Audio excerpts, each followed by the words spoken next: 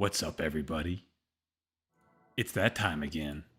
It's time for Fish and Grits Live with us. It is Tuesday, August 10th. We are Fish and Grits Sports.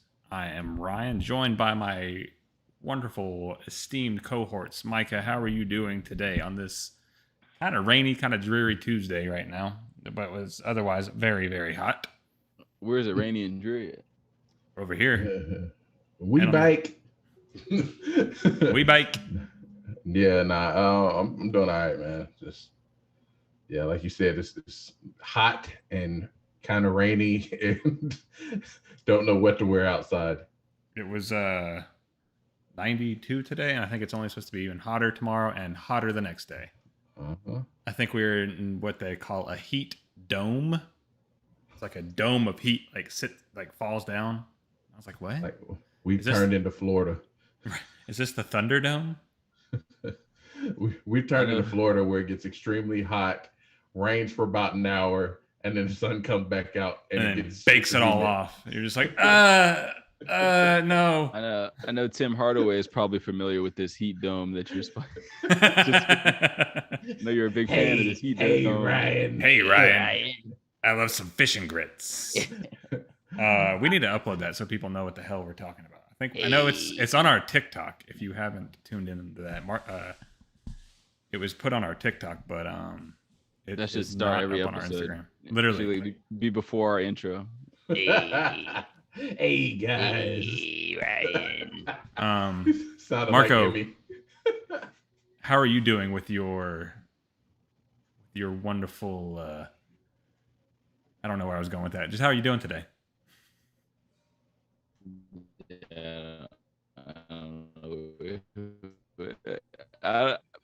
It's crazy because around me I don't see anything. Oh, Marco, you turned into Bryce. As soon as I mentioned the C word, they started limiting my access. They're like, you see that? Nah. You thought you were gonna slander us? Watch this. They two-barred me. Well, today is our best Nintendo console ever episode. Today is episode 64, so I figured I'd kick it off with a little throwback / tribute to the Nintendo 64 console, which most of my indoor childhood memories revolve around this console because it was a stalwart in that area, and it was around for quite some time. And for most of us, I know we were gamers. I grew up on that for sure. And I was going to ask you gentlemen for your top 3 Nintendo 64 games. If you're not ready, I have mine prepared. Or if you're ready to go off the cuff, I'll let one of you go first. I think all of us are at least. You have 5? We can do a top 5 because I actually have 5. Yeah, I can go 5. You go 5 deep, Micah? I honestly wasn't a 64 guy. I had a Genesis. All right, we'll let you do Genesis then. Okay. Ew, you were a Genesis guy? Yeah. Oh, Sonic. This is ahead of its time. It has laser discs. Oh, Sonic. Old Segas, man, had the cartridges. What was the name of that purple with that? Yeah, Genesis wasn't CD yet. That was what was the one? Saturn. Yeah, the Sega Saturn. Yeah, Saturn. I had that for one game, and I was like, Genesis was like Super Nintendo. Yeah, I went Genesis to PlayStation. I did have a Genesis as well, and I had a Saturn for like one game, and my mom realized, oh, this is not set up for kids yet, and returned it. Right, it wasn't set up for playing. It was like a horror game that you like walked through a house, and I was like, what is this? Oh, I think I had that game on PC. Yeah, that game was fun. All right, Marco, I'll let you go first then. What you got? All right, let's go. I got GoldenEye. I got Mario 64. I got Mystical Ninja. I got I would say Mario Kart, but I don't want to double up on Mario games. But Mario Kart. All right, yeah, I would say. And then I got I don't know if you remember this game. It was called Blast Corps. You remember that game? Blast Corps. Where you were with like yeah, with a P. Blast you were like a big robot and you would go smash up cities. No, I've never even heard of that. Blast Corps. That's my top 5. Do you pronounce the X in Prix as well? Grand Prix? Do you say the X in Grand Prix as well? I don't think you know what I'm saying. It's Blast Corps. No, I know what you're saying. The word is pronounced core. The Marine Corps. CORPS, the Marine Corps. Is this the right game? Oh, yeah, you're right. No, wait, are you sure? Yeah, Positive. So when you say the Marine Corps, it's spelled with a P? Yes, the Marine Corps. Oh, I never knew that. Yep. It's just one of those words that we use that has letters in it that you really should. It's I believe it's also a French word, or it could be a Latin word. Why is it corporal? A body. You don't say quarrel. Corpse means like a body of something. So I think that is in Latin. Anyway, I'll get to my... No. Stop. We're not just going to glaze over. Okay, hold on. We'll do this. Corpse etymology. Because when you say corporal, right? Corporal, meaning term. Body, corporal. It's relating to the body, corporal. So why is The Marine Corps, really? It's French. It's late 16th century, from French, from Latin, corpus or body, core. Blast Corps. There you go. Blast core. No, but there's an S. Blast cores. Blast core. It's course. I swear in the game it was like narrated and they said corpse. All right, we'll have to. You know what? We'll find a YouTube video of that game later and see if we can find it and post it to the page. Man. You got me questioning my whole life now. What? My childhood was a lie. Bryce said it was 106 degrees in Augusta today. Good Lord. No thanks. Wow. And he was sitting on a bus with a whole bunch of people with no masks on. Oh my God. Micah, we'll let you be the filling to our Oreo here with your Sega Saturn. So my Genesis. Genesis. Sonic the Hedgehog, the original NBA Jam, not TE. Hell's man. And which would be my third? Maybe, damn it, I can't think of a third right now. I would have to maybe Kirby? Mega Man Kirby? or something like that. No, I didn't play Kirby. No NHL. Well, no, that was before. Mm-hmm. You know what? Actually, one of my favorite things was as a kid was when you would get those gaming magazines in the mail, and it would come with demo discs, and you would pop it in. Nintendo Power. Yeah. Oh, Nintendo Power was such a good magazine, man. Bruh, like IGN. PlayStation, I had a lot more. Like if it was like PlayStation, bruh, I could go on for days about PlayStation games I used to play, but that was probably a little bit later. Yeah. Yeah, like I was like 7 when I had the Sega Genesis. So, well, I was thinking, like around my middle school ages. So, middle school, I was PlayStation. Yeah, I was purely PlayStation by then. Oh, by the way, your sister gave a gaming Marco picture here. If we can get it to. That is not gaming, Marco. That's Marco wearing a. I was in the gaming room, but I definitely wasn't gaming. All right, so I'm gonna give mine here. So my number one, of course, is gonna be GoldenEye, the one that changed the game, the world, really, for first-person shooters. 2 was Zelda, the Legend of the Ocarina, or Ocarina of Time. Sorry, that's the one. Ocarina of Time. Yeah. Ocarina of Time. Super Mario 64. I played that game like so much when I was so bored that I just got to the point where I could do all those like weird tricks and like jump through things and like things you weren't supposed to be in. And then number 4 is Turok. I don't know if y'all remember that. I think it was Turok Dinosaur Hunter. I remember Turok. Yep. Yeah. And then the last one was Pilot Wings. I remember that. Yeah, you flew around and had to like do challenges and these aerial things. That was a lot of fun. It was like one of those first like open world, like you added a third dimension of like the height to it, so you could go around. You were a Star Fox fan? I loved Star Fox. That was going to be Pilot Wings and Star Fox were fighting for my 5th spot. Yeah. Do a barrel roll. So that game was so hard. It was pretty hard. When you were talking about the going through, like jumping through stuff that you're not supposed to jump through on Super Mario, it really, really like put some stuff together for me. So like playing Destiny and stuff, like I'd be playing with Ryan and I'd look up and it'd be like he's in like this corner ceiling on the room, like, how did you even get up there? It's funny, as I was saying that, I was like, oh, this is where it started. This is where I got my fascination with getting out of maps. Yeah, if anyone plays any type of game with me like that, where you have the ability to, do whatever, I'm gonna find my way out of the map. I'm gonna do it. Yeah, because on Mario you had to do like a little kick flip, and then you'd end up in like between the walls. Exactly. Holding that little Z trigger and A and doing all types of, man, you could do crazy things with that.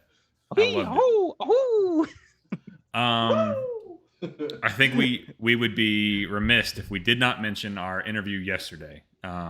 We interviewed Josh Brooks, the athletic director for the University of Georgia. Now, for those of you who watch us, we're a smaller podcast / show. We're still on the way up. That's a huge get for us. And he was a wonderful interview. He was a gracious guest. He answered all of our questions. and he talked about some really cool things. So if you are a UGA fan or just a sports fan in general and want to see, what it's like to run a Power 5 conference top flight program, watch it. It's already on YouTube. It's already uploaded on, wherever you consume your podcasts. Go check it out. It's only about an hour long, so you don't have to sit through the 3 hours like you normally do here. But really cool interview, and we are very gracious and very grateful for him coming on with us. And he even offered to come back on and talk about music with us. So be on the lookout. Mm-hmm. We'll probably bring him back on at a later date to talk about music. But also, go ahead. Also, don't be if you go and watch, don't be a ninja watcher. We need you to like and subscribe and click the notification bell. Comment. Like we like interacting with anybody who watches us. So please feel free to comment. Right. And if you like interacting. Right. Do it now, because 100 episodes from now, when we out of here, there's no telling if we're going to be able to talk to all y'all. Do it now. What's that? What's that crazy white guy that does all those posts? He's like, when I get famous, I'm going to act like I don't know nobody. What is his name? Oh, man. I don't know if I know who you're talking about. Oh, God, he's crazy. I know Nicole will know who it is. But speaking of music, do you hear that? Sounds like. Yep, it is once again the MLB, the Suicide Squeeze, the baseball segment. Yeah, time for the 7th stretch. Here we go. So, first and foremost, the MLB is doing their first game at the monumental Field of Dreams, the field in Iowa. So, the original Field of Dreams field, their MLB is hosting a game Thursday night. It's going to be the Yankees versus the White Sox. So this is a huge event because it's the first Major League Baseball game. Now, minor leagues play there some, but this is the first Major League Baseball game that's taking place on those fields. So it is a huge thing. They're making a major deal about it. I mean, doing a lot for this. Not to mention, White Sox Yankees, it should be a pretty good game. How many people can fit in that stadium? Like 20? It's actually pretty big because it's a big stadium. I think they've done some renovation to it, and I know like college, they might play like some college ball there and whatnot. So even if you can fit, 10 to 20,000, that's still plenty of people. Remember, we're still in COVID days, so you don't want too many people there anyway. Hold on, man. I don't think you can fit 20,000 people in this little stadium. Hold on, let me see. 2,366. Yeah, I'm sure they're probably like doing that standing room only tickets and so on and so forth. Wait, I got 8,000 here. Really? What is the name of the field? It's the Field of Dreams. I did Field of Dreams stadium capacity. It says 2,366. That's what I got as well. And 3 hours ago, this article was posted saying they did. Okay, I see down here what you see. Yeah. It says construction began on the Major League Baseball regulation field stadium in 2019 with the maximum capacity of 8,000 to host the first ever. Right. Okay, so they've expanded it. Yeah. That's actually really cool. Yeah. Mm-hmm. So, and I know there are a lot of players like AJ Pierzynski was talking about going to experience all the, the other stuff that goes along with it, like the cornfields and the nostalgia. Yeah, exactly. Just getting that full experience from like Kevin Costner's movie. So, Don't just call it Kevin Costner's movie. That is baseball, history, and it's like Hall of Fame stuff. That is a baseball, like that, Bull Durham, and like what's the one with Tom Hanks? There's no crying in baseball. Hanks? League of Their Own. Yeah, A League of Their Own. Right. Those are I like the one with Charlie Sheen more than any of those. Major League. Yeah, but those are baseball. What do you call it when they make fun of something? Oops. Kind of. Parody. You can even throw Sandlot in there as like a baseball movie. Yeah, I like Sandlot better than Bull Durham's probably my out of the three you said. Bull Durham's probably rookie of the year and Little Big League don't count. Oh man. Oh, you know what? Moneyball is probably up there, and now 42. Moneyball was all right. I don't like that one. Yeah. Sorry, Moneyball's more modern, but it was actually a pretty good movie though. It was well acted, but it was just sort of nothing really happened. Well, I mean, it was about the science behind it. Yeah, I mean, it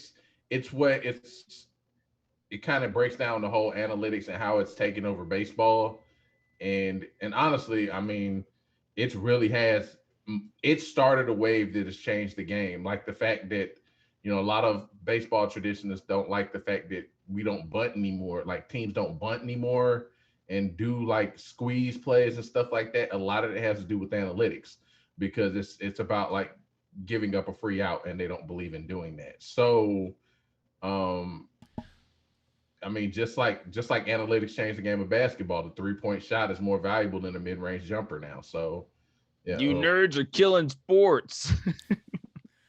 But are they?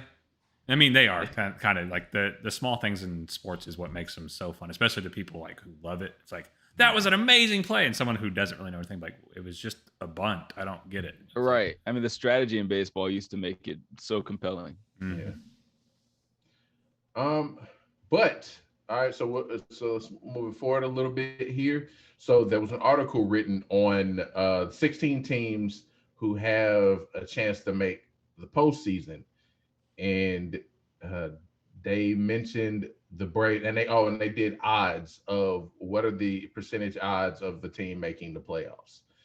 The Braves were on the list, and the writer gave the Braves a 26.5% chance of making the playoffs this year. Now they said the impressive thing about the Braves is that they're resilient. They didn't pack it up after losing Acuna for the year, and they're still technically in the running, despite having a few hiccups. But they said they're still in the running, despite the fact that not only did they lose Acuna, but they also haven't had Soroka, probably arguably their best pitcher, as well as losing Ozuna early in the season to his legal trouble. So I mean, that's a big thing. I mean, I still believe, maybe you can call me a homer, whatever you want to call me, but I truly believe we're going to take the division from the Phillies. I believe when we get to see them face to face, we're going to spank up on those boys and take it from them. And Bryce Harper is going to cry. And I will be happy to see that, see his tears. So we are 1.5 game back now. Last I checked, we were 2. MLB standings. Yeah, I think we're still 2, and tonight we can gain some ground tonight, possibly. Oh, it's a tough matchup. We are 2 games behind. The Phillies are in first place at 59 and 53. We sit at 57 and 55. Mm-hmm. And we start the series with the Cincinnati Reds tonight, who are on a 10-game winning streak. But we can beat them. Our bats have been hot as of late. So, it's just, can the bullpen's been good lately, outside of Will Smith's debacle of a performance the other night. But bats have been hot. Even all right. So, but we'll keep moving forward, because the last one, I mentioned Ozuna being out due to his legal trouble. Well, Ozuna had recently had his court date, so his charges have been dropped to 2 misdemeanors as opposed to 2 felony charges. Not dropped, reduced. Well, yeah. Well, that's right, and that's kind of what I mean. Correct term. Yeah. But we're reduced to misdemeanors as opposed to what the felony charges he was going to get. So he's scheduled to go to court on September 9th. So he's waiting to get his potential sentence, as well as to receive the length of his suspension from the MLB. So, I mean, who knows? We don't know what's going on with that. Can I jump in? Yeah, go ahead. the one thing about, even if they do reduce it, like, you know, say like the penal code or like the legislative branch, no, the judicial branch, even if they do drop it and they say, you know, it's two misdemeanors, or even they even get rid of them altogether, the fact that he was involved in something like this and it brought such, you know, a bad image to the team and the shield, because, you know, teams are all about protecting that shield. Man, I cannot find a color that does not make me look crazy right now. The MLB is pretty consistent on anyone involved in spousal abuse. They suspend them for the remainder of the season. Oh, yeah. So, I mean, I wasn't even thinking, I wasn't considering him potentially coming back for this year. Some people are.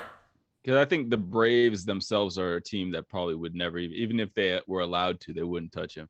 But I think, I mean, the interesting thing about it is that if it's a very confusing thing, because now they're saying, so initially it was like cut and dry, right? Like, okay, we literally have video body cam footage of him choking out his wife. And then now it's like there was actually no footage of him choking his wife. Oops. So it's like, right. Like, so then, I mean, it's very confusing as to like, did he actually abuse her or not? You know what I mean? So I don't know. I think there was clear signs of abuse, but I don't think them walking into him actually choking her was what wasn't on the tape. Yeah. Because if that's the case, that's the felony. If you're strangling anybody, it's a felony. Mm-hmm. Yeah, but I mean, all I can say is, hopefully, you know, it is what it is. I doubted we were going to get him back anyway, considering, I mean, his court date's September 9th, which, you know, it's close to playoff time anyway. So even if they said you're free to go, you know, and even still, he hadn't done anything baseball related in how many months? Since he's been out, because he was on the injured list before he left. So I mean, it is what it is. He's a lost cause for this season. Yeah. All right. So next thing on the agenda is Freddie Freeman left the game Sunday with an upper respiratory infection. It actually looked severe, because watching the game, we just saw them kind of helping him off the field, and it was just like, what just happened to Freddie? And come to find out, he had an upper respiratory infection. He said he thought he was well enough to try to play, but the more time he spent on the field, the worse and worse it got. And you know, COVID. Well, he did. Remember last year he had a severe case of COVID. So for all we know, he could still have some lung impact from catching COVID last year. And the fact that he caught an upper respiratory infection, it just kind of made it flare up worse. But I mean, hopefully, you know, he has a speedy recovery with no side effects. But yeah, I mean, it's hoping for the best for him. It like I said, upper respiratory infections happen all the time, so it's nothing severe, but hopefully he has a speedy recovery. Lastly, the best news I can give as a Braves fan: Travis d'Arnaud could be activated as early as tonight. So, if even if he's not, you know, sometime we're looking forward back to him, bringing him back sometime this week. So it's only the countdown for Kevin Smith and Stephen Vogt to be our catchers. Oh my God, it's almost done. It's almost done. We might get a real catcher back, somebody who actually knows how to hit a baseball, and I'm happy to see it. So, anything? d'Arnaud is just a great leader and such a good catcher for us. It's going to be a huge impact for us regardless, you know, even if his bat's not quite what it was last year, because last year was a breakout season for him. Yeah. You know, he was always that guy that didn't quite live up to billing, but he was a top prospect. Mm-hmm. Like, And it last year just could have been the beginning of that. He found the club that it worked, or you could, regress towards the mean could be what we see. But even if that's the case, he's better than what we have out there right now. And that veteran presence behind the plate is one of the most important pieces in baseball for any winning club. So that's a huge get back for us. And, with the pieces that we've added, like Jorge Soler, Jock Peterson, and even Rosario, who might see some bench time or be like a first bat off the bench, like that's enough to get to the playoffs and even win some series, especially if your pitching continues to do what they're doing right now. Yeah. Because, Freed is starting to look lights out again. Charlie Morton is just killing it. He's been killing it all year. We're supposed to be getting... Even Smiley has a much better winning percentage. Smiley looked terrible at the beginning of the year, but now looks like, a legit fourth starter who you can throw out there and be like, you could probably get us a win.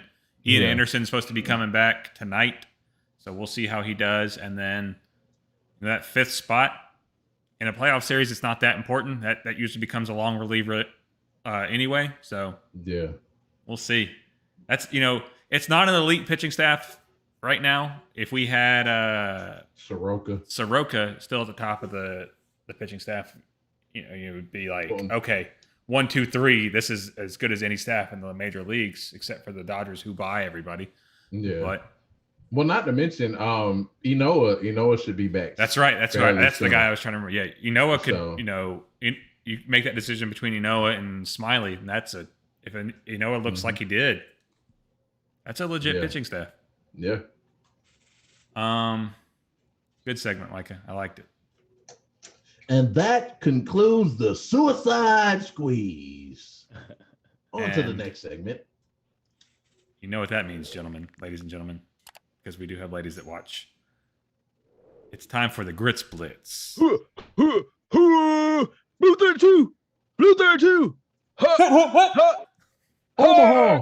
Omaha. That's shout out to Peyton Manning, Hall of Famer. Big shout out to the forehead. I mean, the sheriff for being inducted into the Hall of Fame. Watching that clip of him, listening to that, I was like, I'm not crying. I didn't watch the whole speech, but the part that I did see was him taking the jab at Ray Lewis. Ray Lewis is just now finishing his speech from 2018. He took jabs at everyone. He took a jab at, it was sort of a jab at himself. But if it wasn't for his mom, Tom Brady would have had like 11 Super Bowls. That's true. The Mannings stopped him on a couple occasions. And, at the rate things are going now, the youngest Manning, their cousin, might even be playing against Brady one day. Who knows? I know, right? Because he's like, they're saying he's going to be, I forget his name, Archer Manning. Yeah, I think he's named. He's a tribute, named after his grandpa. Yeah. So I mean, wherever he picks, they're about to be a college football playoff favorites and probably national title favorites, depending if they got a defense. But but if Brady's still playing by the time he gets into the league, 46. No, he'd be like 47. Yeah, he'd be like 47, and it'll be 3 years from now, right? Yeah, something like that. Yeah, because he's a senior. Be gray haired. Yeah, he'll be gray haired and. Yeah. Oh man, salt and pepper.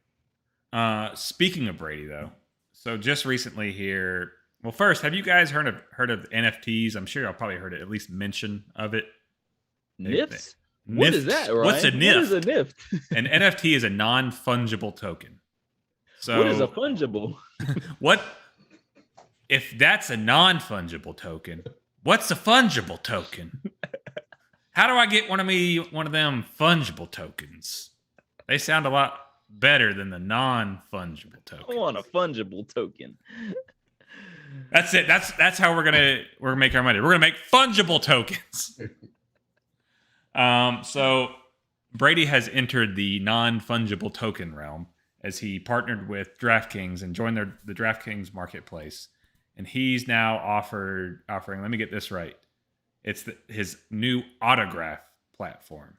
And he partnered with, I forget his name. He's one of those big entrepreneurs and looks exactly like, if you could picture a guy in your head that Brady would partner with to do something, that guy looks like it. And I'll grab the picture here in a little bit and I'll show you. But he's going to be releasing his first preseason pass collection on Wednesday, so tomorrow. They'll be dropping it on the DraftKings marketplace. And they'll be releasing a signature series of NFTs, which will feature authentic digital signatures from Brady. Now, when you hear signature, it's not actually like an autograph. It's the item. So NFTs are typically things like pictures, moments, like videos, clips. Like when they first started off as, they were just sports moments, and people were selling them as like, get the Vince Carter dunk where he dunked over the French guy, or get, the Jordan shot and own that, pay about, an amount of money. And this is the officially endorsed NFT clip of that, and you will own it. And it's kind of like trading cards, but it's the digital version of trading cards. It's the best way I can explain it, or at least that's what it was. Now it's expanded to art, to music, to everything. Essentially, it's just buying exclusive rights to things now is the way I best understand it. If you are an NFT expert and you are watching this, feel free to correct me in the comments. I will gladly yield to your expertise, but I don't invest in it. Okay. But so Brady's gotten, his hands in it, and it feels like, it's like, cool. Give fans another way to get involved in this and give them a piece of Brady history, because he is the GOAT. And he had this to say about it. He said, NFTs bring an entirely new dimension to the collector experience, and I cannot wait for people to discover and engage with the first ever drop of Autograph's official digital collectibles. We created Autograph as a way for fans and collectors to own a piece of iconic moments in sports and entertainment through authenticated and official digital collectibles, and we are just getting started. So first of all, do y'all really buy into the hype behind NFTs? Do y'all is it something you feel like is going to be around kind of like digital coins and digital currency now? Or is this just like another way for people to and especially athletes and famous people, to make more money off of people and sell things that they've done as a cash grab? Marco? I think at its best, it can be something that, say for instance, someone has some footage of an event, and you buy the NFT, and now if anyone else ever wants to use that footage, you will continue to get royalties for the rest of your life. And the same goes with music. But for the way that athletes are sort of using it in the trinket kind of almost less than a trading card kind of way, it's like having a little spinning token with an autograph on it, or a little 3D hologram. I think that's sort of goofy. And I don't know when anybody, other than somebody who just has a lot of Ethereum, is just to throw around, I don't know when anybody's ever going to really want to invest in that. Or 20 years down the road, who the hell's going to want a little spinning Tom Brady head with the signature on it, for 3 Ethereum, which is $6,000 or some shit like that. Who the hell's gonna want that? So I don't know. Bruh, I don't believe it's it. Speaking of that, it reminds me of back in the day, ESPN, Sports Illustrated used to be with the new subscription, you could get this coin memorabilia from the Super Bowl. And it's that's what it reminds me of. And I see so many wrong things that could come from this. For some reason, I'm just picturing OJ Simpson trying to use this and being selling some my moment from USC, my touchdown, my 2,000-yard rushing season. I could just see that now. Granted, because I know I could have went so many bad places with right. Well, yeah. I was please don't. Now, I know, during his trial, they talked about the way he helped pay for his attorneys was his guy would bring in numbers, and he would sign numbers, and they would sew them onto jerseys and sell them as authentic game jerseys for OJ.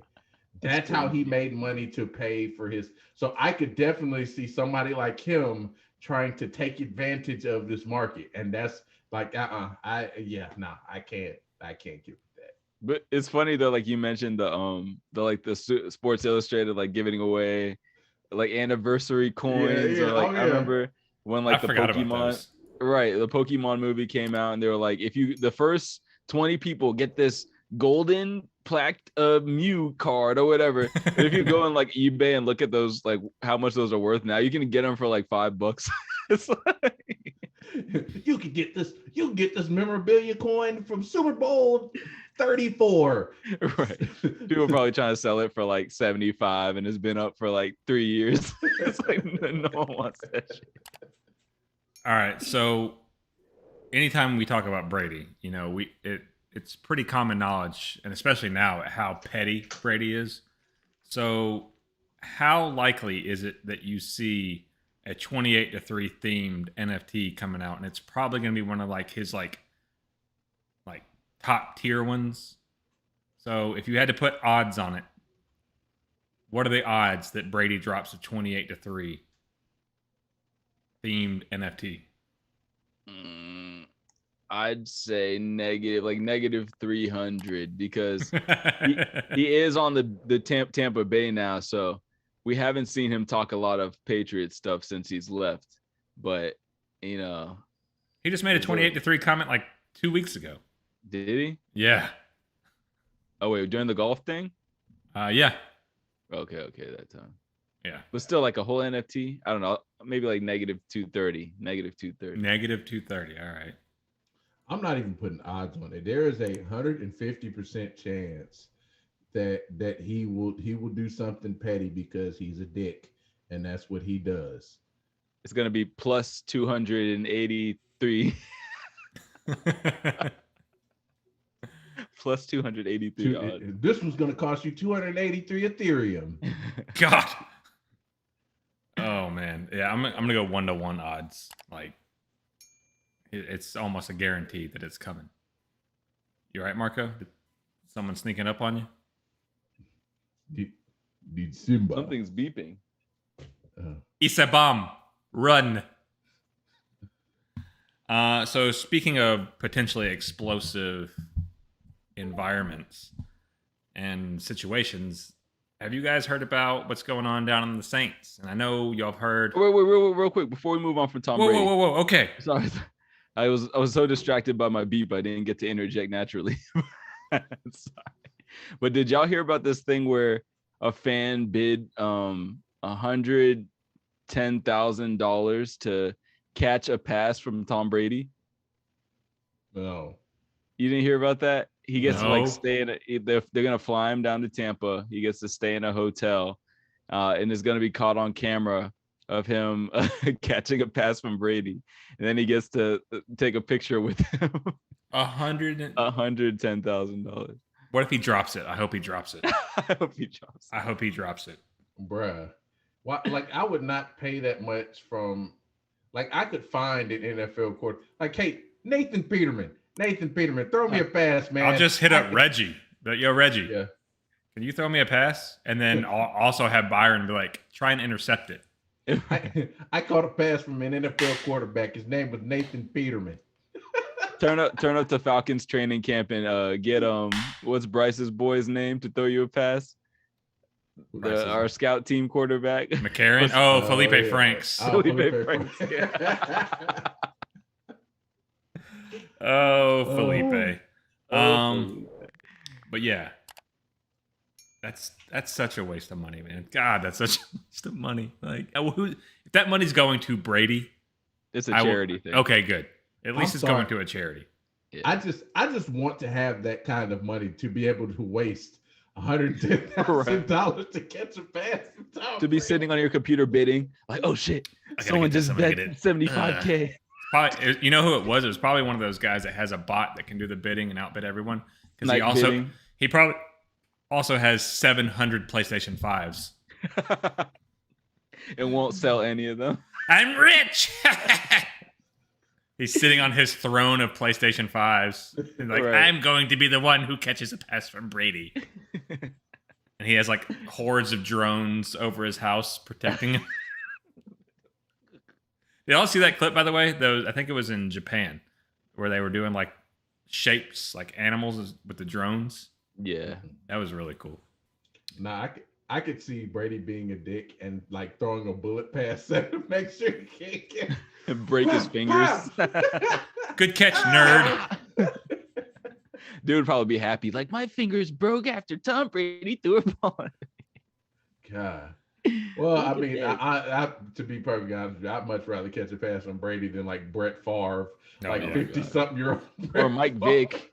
Even All right. Mike Vick today. Let's get out of this Brady town. I'm tired of talking about him. Let's talk about another douchebag that we don't like, and that's Michael Thomas. So if y'all remember last year, Michael Thomas, I remember, and I'm sure Micah remembers too, because I think he drafted him as well in another league. Michael Thomas did not have a Michael Thomas season because he went in the camp. There's all these disputes that like he was getting into fights with people. He was unhappy. Then he got injured and missed a lot of the season. And he was constantly like a game time decision and didn't play. Then he was out for so long, then came back and, did all right. And then was hurt again. This wasn't, a season that most people expected from him. And there was actually rumors that the rift went so deep that the Saints were looking at trading him, or they were at least open to trading him. And Pro Football News, I believe, Pro Football Talk had published an article last year that the Saints were open to trading him. So apparently that's still an open wound. It's still not what it once was. And I'm sure Breeze being gone has something to do with that. Or maybe just the Saints did him so dirty that he wants out, but he has like a 5-year, $95 million contract. And he was the highest paid receiver for a while. And it looks like a lot of these receivers are turning diva again. And they're like, it's my time to get paid again. I want to be the highest. But the big thing is after this season, there's no more guaranteed money on Michael Thomas's contract. So he's easily tradable. Anybody could take him on if they can afford his salary. So CBS Sports ranked the 7 most likely landing spots for Michael Thomas, and we're going to review those, and then we're going to see what you guys think of what those are. We'll get at it real quick, and we'll get on and talk about some Falcons. So number 7, the Eagles. Everyone knows the Eagles could use a receiver more than anything. They wasted their pick on the guy from TCU. I'm forgetting his name right now, but they could have had Justin Jefferson, and they passed on him, and they got the speedy receiver from TCU, and his name will come to me in a little bit. The Jets need just about anything, and they got a ton of roster space or cap space, and they could easily afford him, and they could probably throw some picks the Saints' way. Then there's the Chiefs. Chiefs don't really need any receivers, but I think anytime someone makes an article like this, they like to be chaotic, and they're like, what if a team that has the best receiving core and the best quarterback in the game got another one? Wouldn't that be crazy? And so it would be. It would be. I mean, that's literally how their section starts off. Can you imagine? It's like, no, I couldn't. Michael Thomas across from Tyreek Hill and having Kelsey on the inside? No, I couldn't imagine. That would be so unfair. Kels. I'm sorry. Yeah, Travis Kelce. Is this one of those corrections? Did he correct people? Yeah, he did. He's like, everyone's been saying my name for so long, and I just didn't care. Oh my!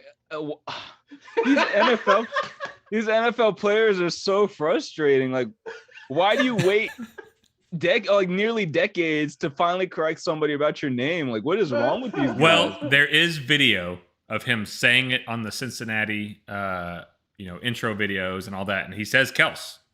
Yeah. He just didn't care. He's like, it's whatever. I know I know you're talking to me. The funny thing is, because his brother's an offensive lineman, nobody ever mentions his name. So his brothers never had to correct anybody for it. But Monday Night Football, watch if it's Jason Kels and he says it. So that's crazy. Like, why? Maybe it's just because football players are just so like low key and they're not, because basketball players, there's fewer of them. They're always interviewed. So you're never going to mess up a basketball player's name that long. But it's like, I mean, Kelsey's so much in the press. Like, I don't know, man. Keep going. The man behind the mask. You'll never know how to say my name. I mean, Kels. I just messed up again. Um, It's too much. I got to keep learning these dudes' names over after being so. Marco used to hates saying name them. changes, guys. If you come in here, do not change your username. Marco will flip out on you. Tarod. Trey. It's like no, it's pronounced Trey. Trae. Oh, I'm done. He's not in my top 5 anymore.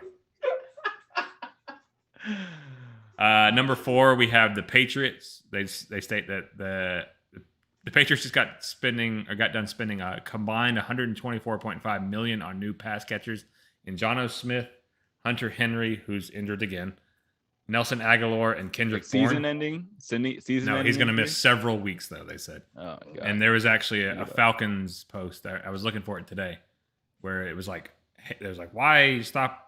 When you have 2 tight ends, and I was like, I made the comment from our thing. It's like best tight end duo in the league, and some Patriots fan joined. I was like, you're wrong. You're an idiot. We have the best. I was like, yeah, I mean, y'all are good, except Hunter Henry never plays. And he's like, he's gonna be healthy. And I went to look for him. I was like, where's he at? But it was gone. Number 3, Rippin and the Ravens are listed there. They could definitely use a wide receiver, especially since their second round pick, just went off with an injury in Rashad Bateman today. 2, the Chargers. I feel like that's a very good fit out there. You've said 2 good fits so far. Yeah. And number 1, the Jaguars. They've got a ton of money, and Trevor Lawrence needs a number 1 target. So, where do you think that? Well, 1, does he get traded? 2, where does he land? If not, if he stays with the Saints, can they? Well, if he gets traded, where does he go? And he doesn't have to be someone on this list. Y'all can pick anybody else as well. Micah, who you got? That's actually tough because I see 2 teams that, well, three teams that I could see potentially making a move for him. Of course, the Jets.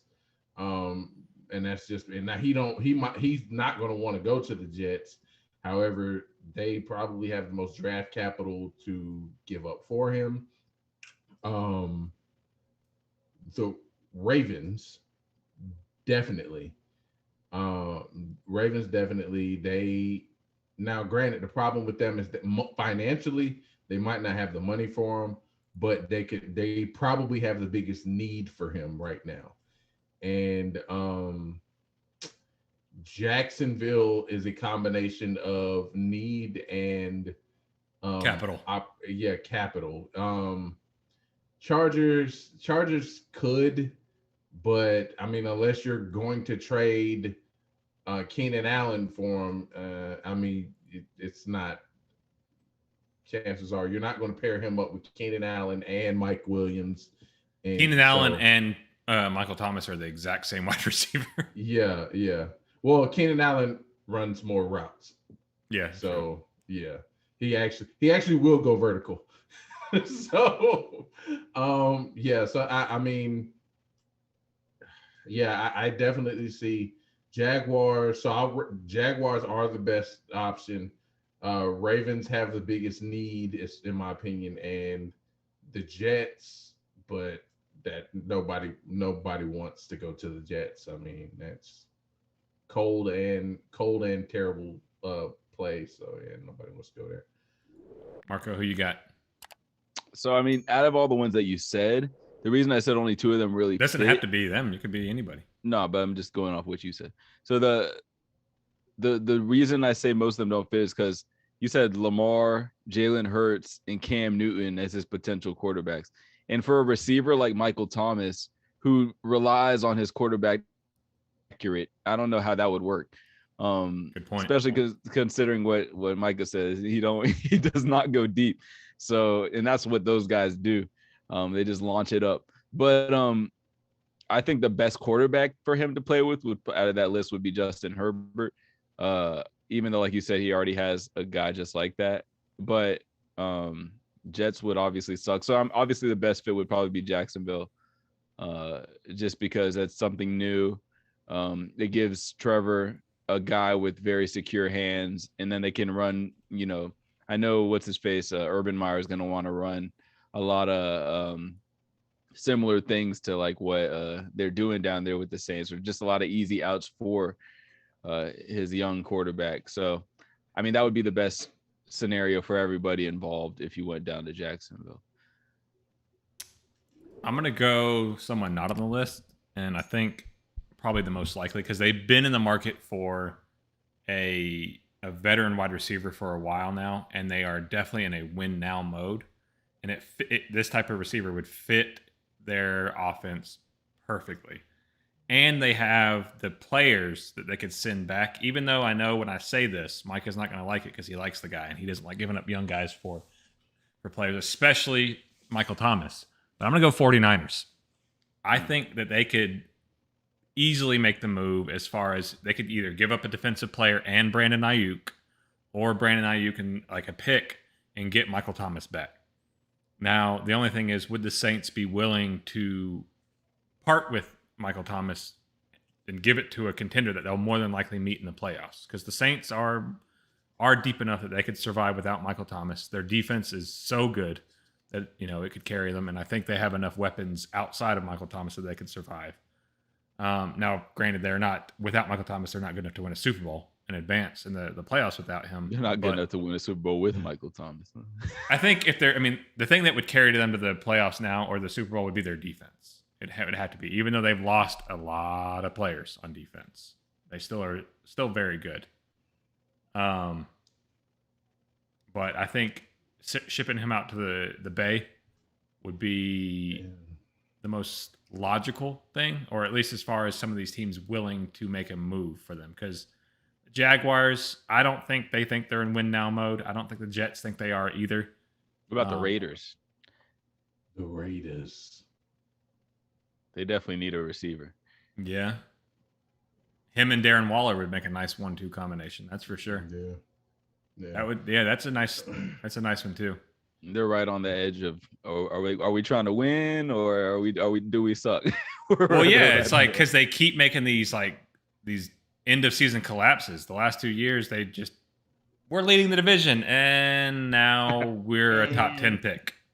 That was weird. How that happened? Nah, Derek. Nah, I will. Here's my but I don't know about that for the Niners though, just because they already have, apparently Sanu has been killing it in camp there. Sanu's been training super hard this offseason.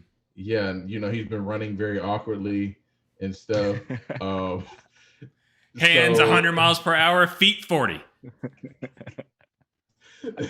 So, I just don't know, because I think Shanahan values the versatility that a player. Well, he's got Deebo Samuels though, so I don't know. But Deebo in the slot. Brandon Ayuk is so explosive though, and like watching him, some of those plays, like screen passes that he's taking 40, 50 yards and making people miss. I don't know if I would get rid of that for Michael Thomas's contract, and because you got Sanu, who is Michael Thomas light. I mean, Sanu's kind of washed, man. Yeah, but I mean, so what's the name is Michael Thomas is a better receiver by far, but you can get some of that same same slot presence from Sanu. Maybe like 30% of it, right? But I mean, but for like 10% of the cost, sure. That's the biggest thing. It's like, financially, it's a lot less. You got a lot less stress to go on with that, and then who's to say after a year or so, Michael Thomas like, I want another contract, and and Diva, I don't like Michael Thomas, so I don't think any of us really like him. But I just like drama with the Saints. I love it. Let's do this. Let's do something a little unorthodox, because this next part's going to be pretty long. How long's your basketball going to be this time, Marco? There's a lot of quick hitters. Nothing too substantial. So let's do this. Let's tease the second half of the Grit Splits, which is going to be all Falcons. We're going to talk about training camp. We're going to talk about position battles, and we're going to do a roster breakdown. Well, let's take a quick break, and then we'll come out on the other side and talk about some Falcons. So stick around. It's going to be good. I really like this. It's probably one of my favorite segments I've written, and I think we're going to get a lot of good content and a lot of good discussion out of this. So we'll be back in a little bit. Stick around, and we'll see you on the other side.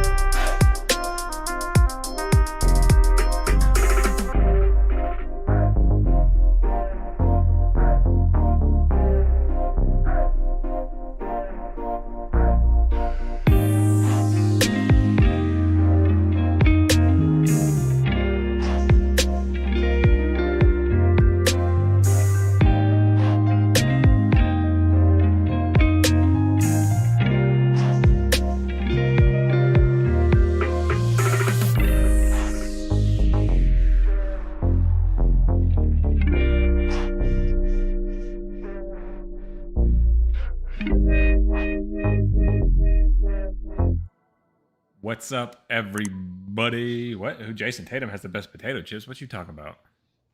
He has a bag of Ruffles. Oh, he does. Yeah, so the spicy barbecue or flaming hot barbecue Ruffles. They're actually better than his actual game. Well, you know who else has the best flavor of something? Lou Will has the best flavor wings. Lemon pepper Lou. Those are good. His barbecue lemon pepper.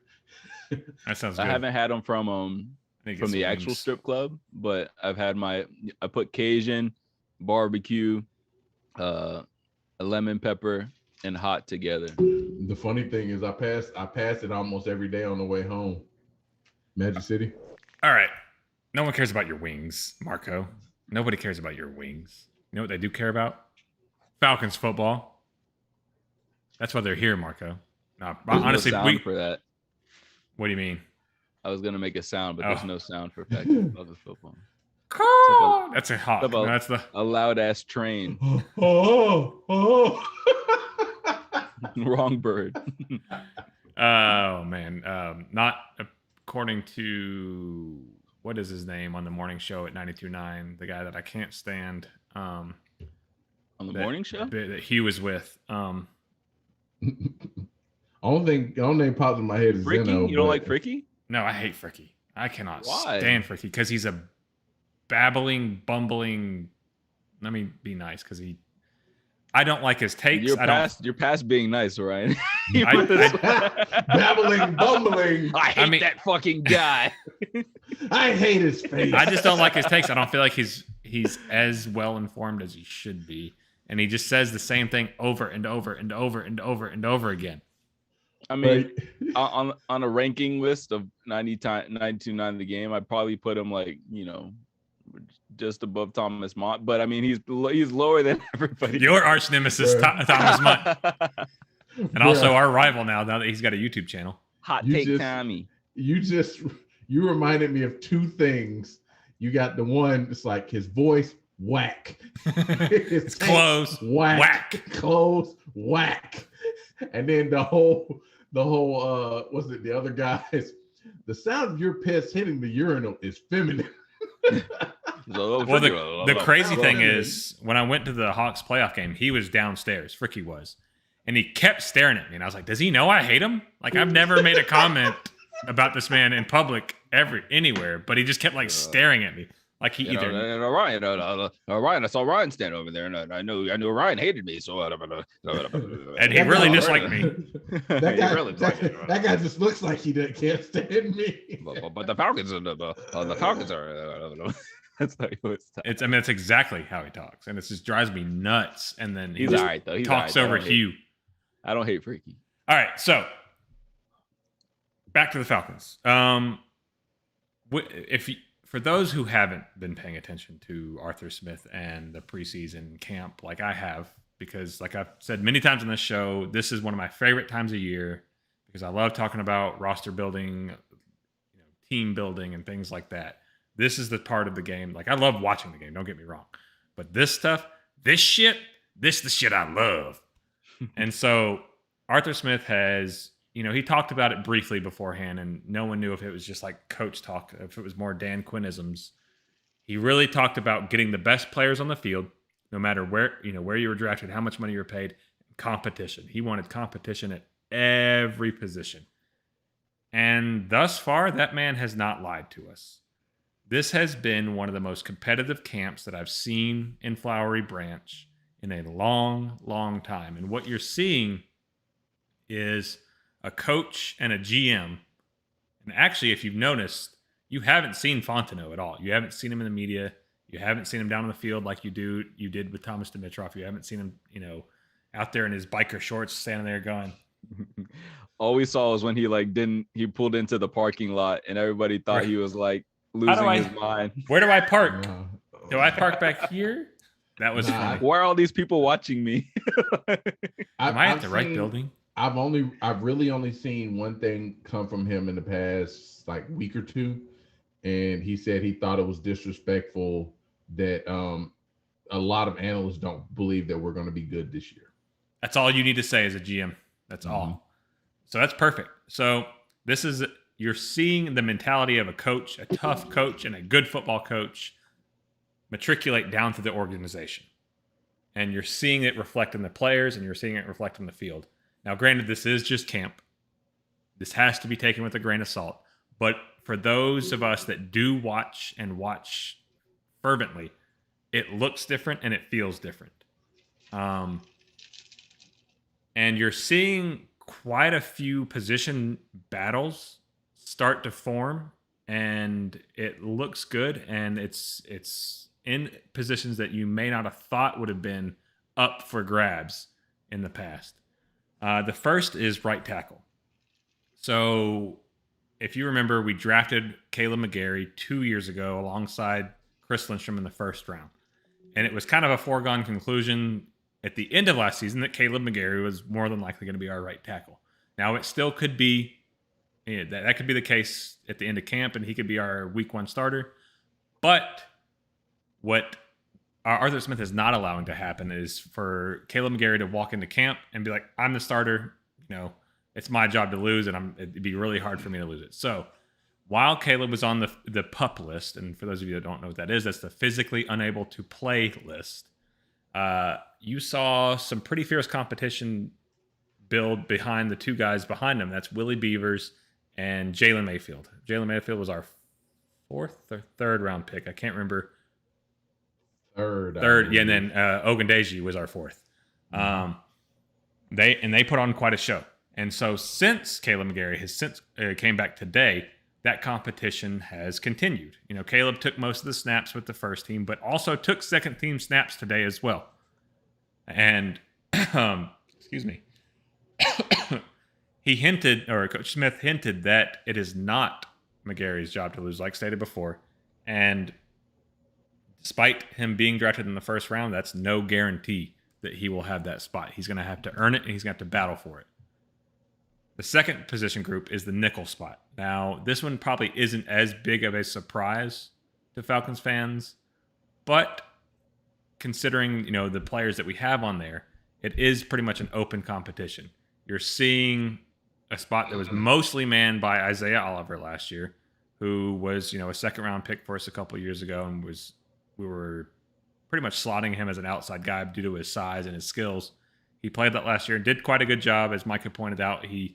That's where he performed best, and even performed really well against receivers like Tyreek Hill in that spot. So you're seeing people like Kendall Sheffield, Avery Williams, who was our draft pick this year, Fabian Moreau, which was our free agent pickup from the Washington football team, who is still young and has a lot of speed and a lot of good skills, and Oliver.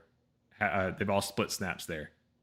Now, as far as a clear favorite, no one's really emerging. And then that takes us to, I had one more. Tight end.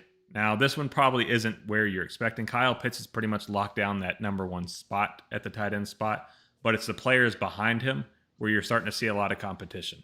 You're starting to see, and I have it right here because I don't remember the name. So Lee Smith is the guy that we brought in from Buffalo to be mainly a blocker. But then you also have 2 guys, Parker Hesse and Ryan Becker, who are undrafted free agents that we brought in this year and have been making really good plays at camp this year, and will probably be practice squad guys. And if they last on our team, I'll be very surprised because they're both very talented. And I would not be surprised actually if you see a lot of practice squad players from the Falcons be poached this year, because there's a lot of good depth behind the second and third string players.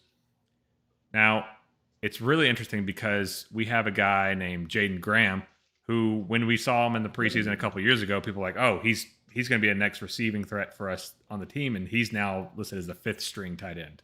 Mm-hmm. So that kind of lets you know in the competition ahead of him what we've got. And now the last one. And this is a spot that I'm sure a lot of people were expecting to see competition at, but that's edge rusher. And this is actually our topic of discussion today for this segment. And it's going to be really an analysis of the position group. And no other position really in the last couple of years has plagued the Falcons over the last decade, quite as much as the edge/pass rusher group has. Many fans and analysts have killed the Falcons for years for our inability to produce from that area. And really since John Abraham. Yeah, thank you, John Abraham. Have we had a consistent pass rusher in that group? So we've made a lot of moves, but none of them were like quote unquote big moves, at least on paper right now. And we've addressed the position by throwing a lot of bodies at it, more so than, adding one big name and hoping that'll fit. So I'm going to go through the Falcons projected depth chart, and I'm actually going to do this real quick for the people so they can see, because the Falcons just released their first official depth chart of the season, and it's not really gonna show everybody. Like your true starters like Kyle Pitts aren't gonna be in there, and some other guys. But let's bring this up for everybody so y'all can see it. And there we go. So let me zoom in. And we'll zoom in down to the position groups that we're talking about. So if you look here, we're listed in a 3-4 formation, and there's a couple of things here that, are a bit surprising, but not too much. So Grady Jarrett's listed at your D lineman, because in a 3-4, it's not, they're going to be interchangeable in this P's scheme. You don't really have like a true, 3-4 end and a true nose tackle, but especially with our people. But Grady Jarrett, D-line, Tyler Davidson in the middle, Jonathan Bullard, the Florida graduate, and he spent time across the league. I believe he was with the Patriots as well at some point. And then JTM on the outside, Deion Jones and Foye in the middle, Stephen Means on the other edge, AJ Terrell, Eric Harris, Duron Harmon, and Fabian Moreau. So what we're going to be doing today is focusing on this group right here. These are your outside linebackers, your inside backers, and your edge rushers. So what I'm going to do is I'm going to get back out to here, and we're going to go step by step through this, and we're going to have the guys chime in as well and break down who these guys are, what they can bring to the team, what we think they can do for us, and, possibly how they fit in this scheme. So first we're going to start with Jacob Tuioti Mariner. Now, I know we've spoken about him on several occasions on this show. He's actually one of the show favorites, and he's for a reason. We saw him last year, and he really popped on film for a couple of us. And he's just a big, vibrant personality. He's also the third member of the Beanbag Boys. And if y'all don't know who that is, that's Foye, JTM, and Isaiah Oliver.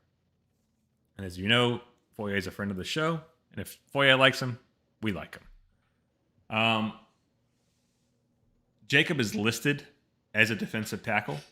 I think he's about 6'1", 280-ish pounds.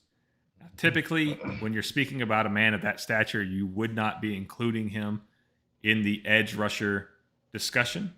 But last year, like we saw when Quinn was fired and we kind of changed the mentality of the defense, we saw him out on the edge and getting some play and rushing off the edge. And he showed that he was versatile enough and he had the athleticism to get out there and rush off of the edge.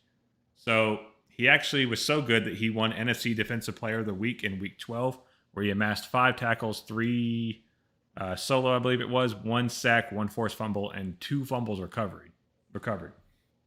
His career high was last year, where he amassed 31 tackles, 1 sack, 1 forced fumble, 2 fumble recoveries, and 2 pass deflections. And those 2 pass deflections are actually, typically you see those from a defensive lineman where they get their hand up at the end and they bat it down. But both of those actually came in coverage where he was asked to drop back. So he is athletic and he can move. He has fluid enough hips to where he can get back there and really move. Micah, I know you like this guy. You got anything to say about him? Oh, dude has a motor. He's hungry. He's smart player from what I've seen, and I really am excited to see how a coordinator like Dean Pease will use his size, strength, and just athletic ability.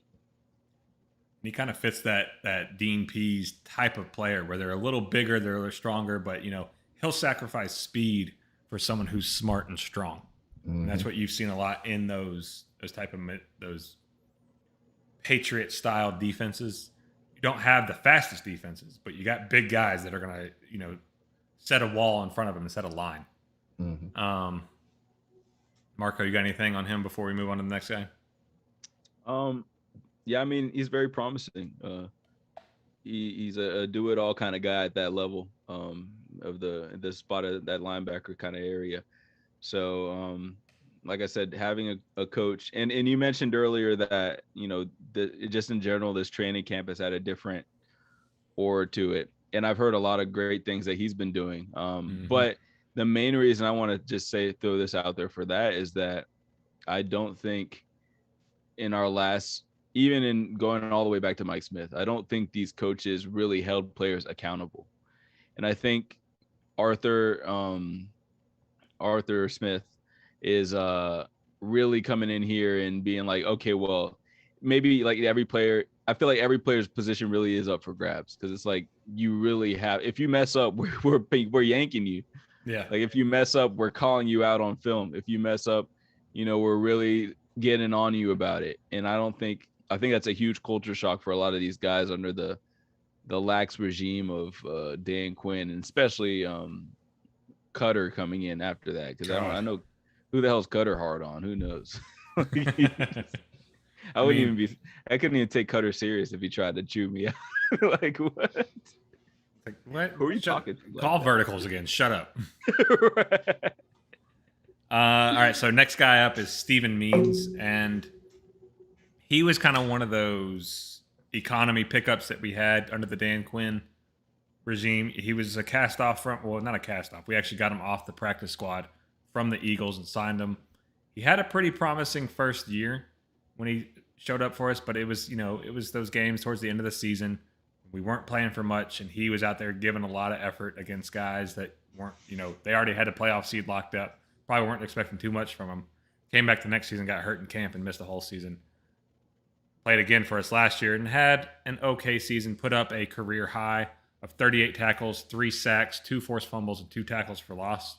And that was through quite a few starts there.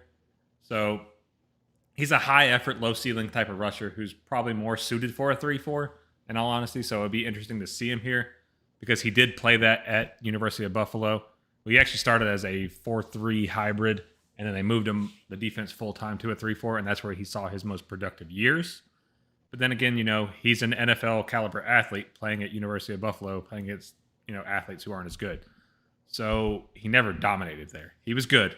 He was good enough to make it to the NFL, but never someone that Khalil Macked it up there. So if we're relying on him to be a prime time or like number 1 type of pass rusher, or even a number 2 type of pass rusher, we're probably in quite a bit of trouble. If he proves me wrong, he proves me wrong, but I don't see too much coming from him. And unless y'all got something to say about him, we can move on to the next. He reminds me of a kind of like what Corey Beardman was, where it was just like the dude's got a motor, but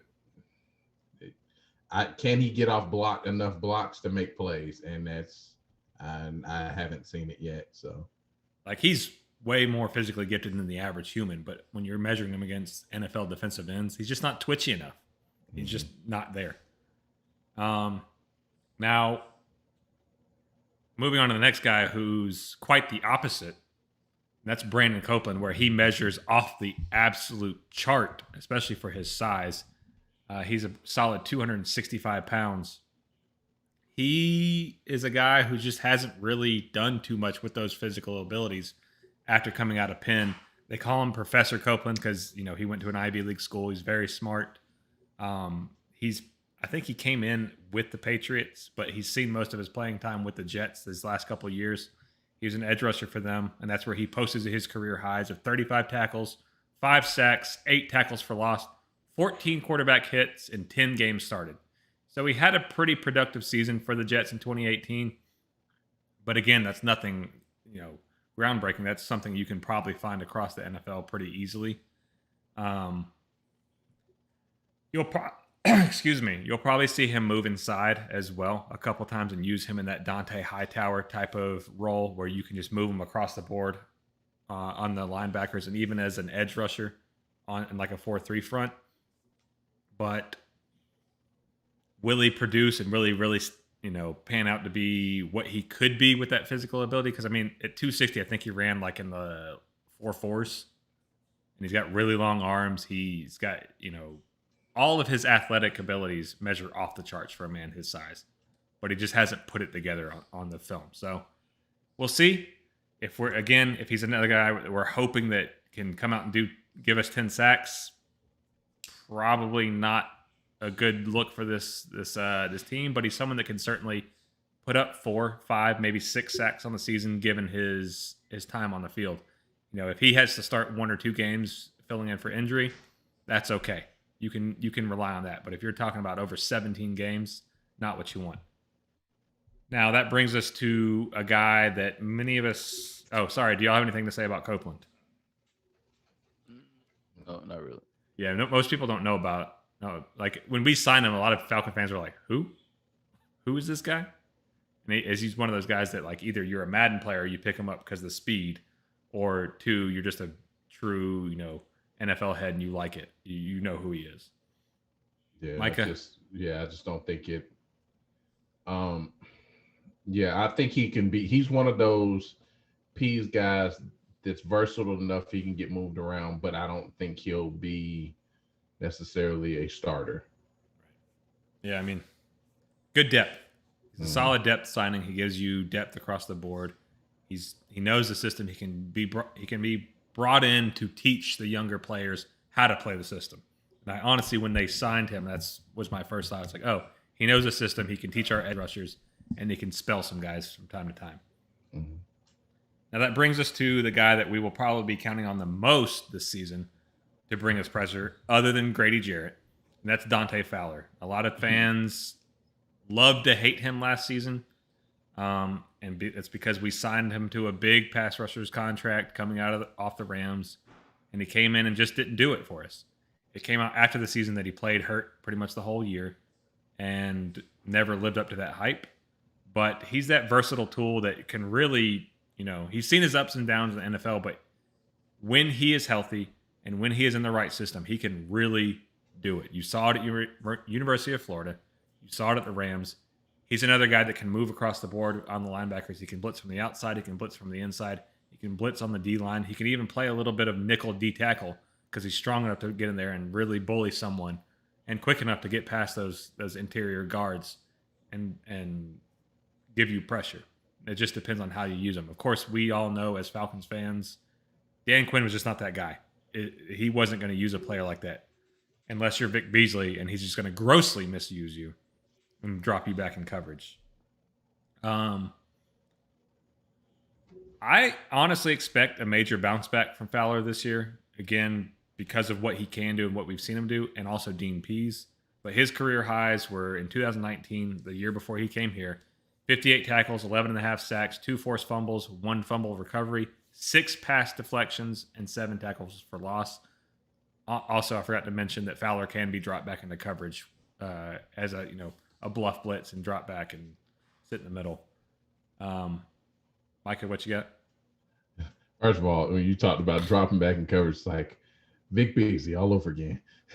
Now, but I mean, honestly, when we made Dean Pease our defensive coordinator, he was the first person I thought of, Dante Fowler, because as I said, a coach who actually knows how to use Dante Fowler, and I'm like, he's better as a 3-4 outside linebacker than just a hand in the ground 4-3 hand in the ground pass rusher. I mean, and not to mention the creativity that Dean Pease has, it'll allow Dante Fowler to get a lot more one-on-ones and, potentially, freeze up some offensive linemen, allow him to just use his athleticism and occasionally run by some folks. So yeah. Now, granted, I mean, I know Arthur Smith said that he's going to have to earn his starting reps, but I mean, I figure he will probably be the starter by regular season, and he'll he'll be a lot better as long as he stays healthy. He'll be a lot better with Dean Pease scheming instead of Dan Quinn, and because Dan Quinn knows how to ruin a pass rusher more than any Like nobody can run pass rushers quite like Dan Quinn. He makes them want to go be preachers and open churches and all kinds of other things. I know you were pretty harsh on Fowler last year, Marco. What do you got about him? I mean, he can't get worse. So, I mean, I think in a DNP's system, he better perform. I mean, he sort of, I know we haven't heard a lot about him from camp because he was on the COVID list, and he came back. I think, when did he come back? Early Fowler? What is it? Monday? Yeah, He came 2 back on days ago. Monday. Yeah. So I don't know how he's doing, and I'm also sort of worried with the season right around the bend, and him in the protocol for like 2 weeks, what kind of shape he's going to be in. But I mean, like I said, he can't get any worse. So, and I feel like Pease, whatever he has left in him, because those numbers of his greatest season are inflated because he's playing next to the greatest player at on the defensive line. Honestly, could be the greatest player in the NFL. In the NFL, right? Was he 4 straight 99s in Madden? Yeah. So, whatever I want like 7+, 8+ sacks from Dante Fowler this year. Otherwise, I'm still looking at him with the side eye. Yeah. Well, Micah kind of hinted at it that Arthur Smith had said that he's going to have to earn his way back into those starters reps. And part of that reason is because of the next guy we're going to bring up here. And we hinted at him earlier. He was our 4th round pick. And I think he wants to go by Ade Ogundeji. He was the defensive end out of Notre Dame that we drafted this year. And from everything that I've read and everything that I've seen, he's really been showing out in camp. And he's been showing why he's an NFL quality player and why a lot of people were really high on him when we drafted him. And if you look at the guy, he's kind of like Copeland. He's that guy that you were like, if I'm building a NFL pass rusher, this is how I'm building him. 6'4", about 260, got pretty good speed, heavy hands, long arms, and a real thick base. And the only thing that he was really missing was that initial quickness off the snap. And as we've seen with other NFL players in the past that came in, it's like, oh, he won't do that great because he's not fast enough. That can be trained into a player. You can gain that initial quickness, or you can gain a step or two, like Micah posted about with Quadre Allison and what he's done in learning how to rerun, essentially. Because you're now just living and breathing football, and this is all that you do. And the coaches will put that time in with you, and teams will invest that money into you. Be like, all right, we see you can do this, just do this. And I think he's that type of guy that with the physical abilities, if he just gains 1 or 2% of, improvement in all of his areas this season, you can really see him start to make a splash this year. Probably not as a full-time starter, but you can probably see him. You'll probably see him sparsely in the early parts of the season. And then as he earns those snaps, you'll probably see him pretty heavy in the lineup down the stretch. But he was a part of a pretty deep pass rush there in Notre Dame and saw the field pretty frequently. He was their starter. He was the guy that they relied on to get sacks for them. And last season, he put up 20 tackles, 6 sacks, 1 forced fumble, and 6 tackles for loss. And, for a college player, that's pretty good. So those are our true edge rushers. I've also included in this group those hybrid players. And we really have a lot of them because of our old coach's affinity with drafting guys that can do more than one thing. I can draft this guy, and he's going to be a defensive end, defensive tackle, and tight end all at once. It's like, okay, Dan, chill out. Jack of no trades, master of none. Right. Jack of all trades, master this of guy. No, This Jack guy's of gonna- no trades. This Jack guy's of no gonna- trades. He's going to return kicks. He's going to play D tackle, free safety. We're going to move him to tight end, running back. Quarterback. Yeah, he's going to be our Wildcat quarterback. Oh, God. I am so glad Dan Quinn is gone. Like, so glad. But, all right, so let's move into these hybrid guys. And the first guy I want to key in on is one of the guys that I mentioned earlier this season of the podcast is Marlon Davidson. Now, he was a second-round draft pick last year, and everyone had high expectations for him because he's got all the physical abilities. He loves football. He's a mean guy. I don't know if y'all remember the quote about him last year. He's like, I like playing football because I just get out there and beat up people, and I don't get in trouble. It's like, yeah, that's the type of guy I want on my team. I want him to get out there and just really love to be violent on the line of scrimmage, because those are the guys we didn't have. But he's also extremely versatile in the fact that he's about 6'3", 305 pounds, or 6'1", excuse me. He's almost an exact clone of Grady Jarrett, but he's a little more athletic. And so at Auburn, you saw him as a nose tackle, as a D tackle. You saw him as a 4-3 edge rusher. And you also saw him as a stand-up 3-4 edge rusher. And he produced pressure, and he's got enough quickness to get around the edge on some of these tackles, enough strength to bully him too. So you saw him in his last season at Auburn put up 48 tackles, 6.5 sacks, 1 forced fumble, 1 fumble recovery, 1 pass deflection, 11.5 tackles for loss. And one big thing is Grady has been extremely high on this man all camp. You probably won't see him as much on the outside in this scheme. You may see him thrown out there every now and then, but he's probably going to be more so of Grady's running mate in the 4-3 and on the opposite side of the nose tackle in the 3-4, or in the 5-2, he'll be one of the 3 D tackles out there as well. But you can throw him in there as a possible edge rusher. I know you guys like him as well. Anybody got anything to say on him? Prove it. See him. Prove it, yeah.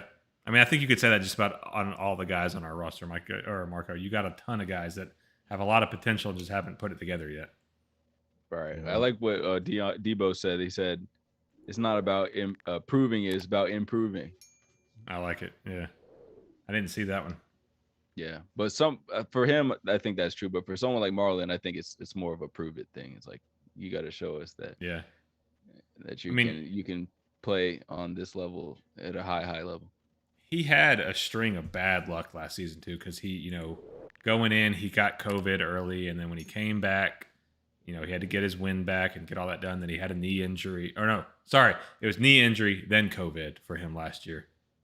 So he just couldn't really get the field and get his rhythm. And that, as a rookie, getting those reps are so important. So hopefully he spent a lot of time in the film room, a lot of time working with Grady this offseason, and he really gets it this year, because I think he could be a special player for us. We still need a nose tackle, but I feel like Marlon can really do a lot, because the times that he was on the field, like he looked ferocious out there. He looked big and strong and fast. So Mike Smith would have loved him. But I bring you to the last hybrid guy before we go to the secondary pass rushers and then break this whole thing down. We've got John Kaminsky, who really is a Dan Quinn guy. He's stuck in limbo between a 3-4 defensive end, 4-3 D tackle, and he's never really been he came in as a quarterback into college, and they transitioned him to end, and he did really well at a smaller college. And Dan Quinn would just talk this guy up and talk him up and talk him up and talk him up. And when you saw him on the field, it was like, okay, yeah, I mean, he's there. He's kind of around the ball at times, but you never saw any big plays. And he saw quite a bit of playing time under Dan Quinn. So dude, that's like Justin Hardy having the best hands on the team. Or was that what they said about? Was that Justin Hardy? Were they saying that about? Yeah. Justin Hardy did have great hands. It's just he was too slow. So I've seen him make a few drops though. Yeah. But we'll probably see Kaminsky as a rotational defensive lineman, give some guys some breathers here and there. Unless he does live up to that billing, I would love that. I would love for all these guys that, Dan Quinn was like, this guy's going to be amazing, to do something. Because, there's a lot of teams that were high on Kaminsky into the draft. The Cowboys, one of them, we jumped ahead of him and got him. But his career high... No, go ahead. His career high was 28 tackles, 1 sack, 1 fumble recovery, and 3 tackles for loss last year. So nothing to really, turn your nose up at, but nothing really to write home about either. I don't really know how we're going to use him. It'll be interesting. Yeah, this was one of the guys. It was guys like this that were kind of making me question if we did go to a 3-4, like how would it work? because we got a lot of these tweener guys that it's like we don't really have a role for them. I mean, worst case scenario, I mean, we could always hawk him back to Dan Quinn. Maybe see if Dan Quinn's willing to give us like a second round pick for him. Give us a second rounder. Second round, you get your guy back. I could see him going to the Cowboys. I mean, they wanted them at the beginning, so. Oh, go ahead. So that brings us to what I would call our secondary rushers, and these are more like blitzers. These are guys that we'll throw in there from time to time to throw the defense off, and these aren't guys that are going to be going one-on-one. They'll be schemed into their sacks more than likely, and that's our 3 linebackers here. And that's Deion Jones, who last year had a career high of 4.5 sacks, and we were screaming at the top of our lungs, please blitz Deion more. He's so quick, he's so smart, and he's so slippery that he can sneak in between those tackles or those guards and really just get in there before they can get set and get you a sack. And he had spoken earlier this season that he would like to improve upon those 4.5 sacks. So I think that's kind of giving us a hint that Dean Pease plans to blitz him more and be more aggressive because, I mean, if you look through Pease's history throughout every team he's with, he blitzes his backers. He brings pressure.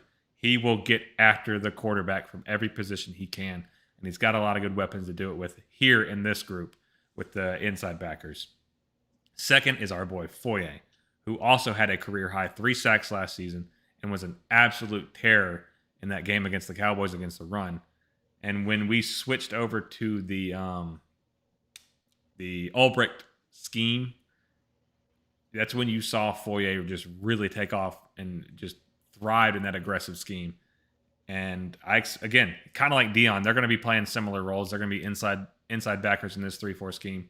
They're going to be outside inside in probably we're going to see a lot of 4-2-5 this year or a 5-2 like we did last year. So you're going to see those 2 guys being coverage / blitz guys. It'll be interesting to see.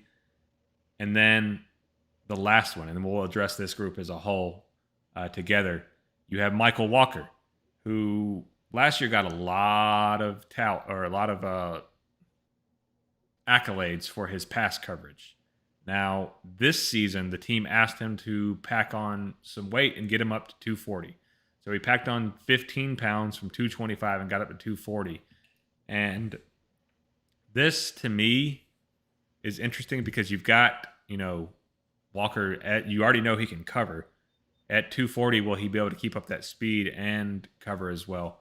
But at 240, it seems like you're preparing him to be more of a run stopper, or possibly come off the edge as a blitzer if we're going to play like a 4-3 over or anything like that, and use him in that will spot. So these guys are probably, if we're being honest, our best linebackers throughout the whole group, if you include those edge rushers that we just went through, and could potentially be some of our best sack artists as well.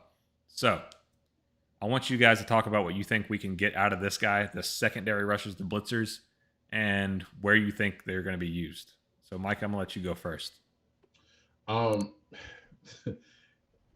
I think they're going to be used all different types of ways. It's all right. So one thing I've noticed from watching the Patriots over the years is how aggressive they are on defense. They have no problem going cover 0, which for those who don't know, cover 0 is pretty much an all-out blitz, and all your corners and safeties are in man-to-man coverage with no help. It's just you're on an island. There were many times I've seen the Patriots run those schemes over the years. So because in their mind, what they're going to do is they're going to play leverage. They're going to get up on your corner, get on your receivers, play tight, play physical, and that's why he likes athletes. He likes a lot of athletes on the outside. So you can't just run by the corners and just easy catches. Now he's going to play physical, knock you off the line, slow down route timing, so it forces the quarterbacks to hold on to the ball a little bit longer, which allows all of those blitzers time to get to the quarterback. So I think it's going to be pressure by committee as opposed to just necessarily just having, just big name rushes. And I think he's going to be very creative in how he sends pressure. So I could easily see, the backers having between the three of them, maybe having close to like 16, 17 sacks between the three of them, just off of how he's going to use them. So that'd be career highs for all three of them. Well, no, I'm just talking about total. So say, 6 for Debo, 5 for Foye, and then like 2 for Michael Walker. I could see something like that. Just something where they're going to blitz a lot. So they're going to have opportunities to rack up some sacks. Marco, what you got, man? So it like last season, the way that whenever we would like mix up our defensive schemes and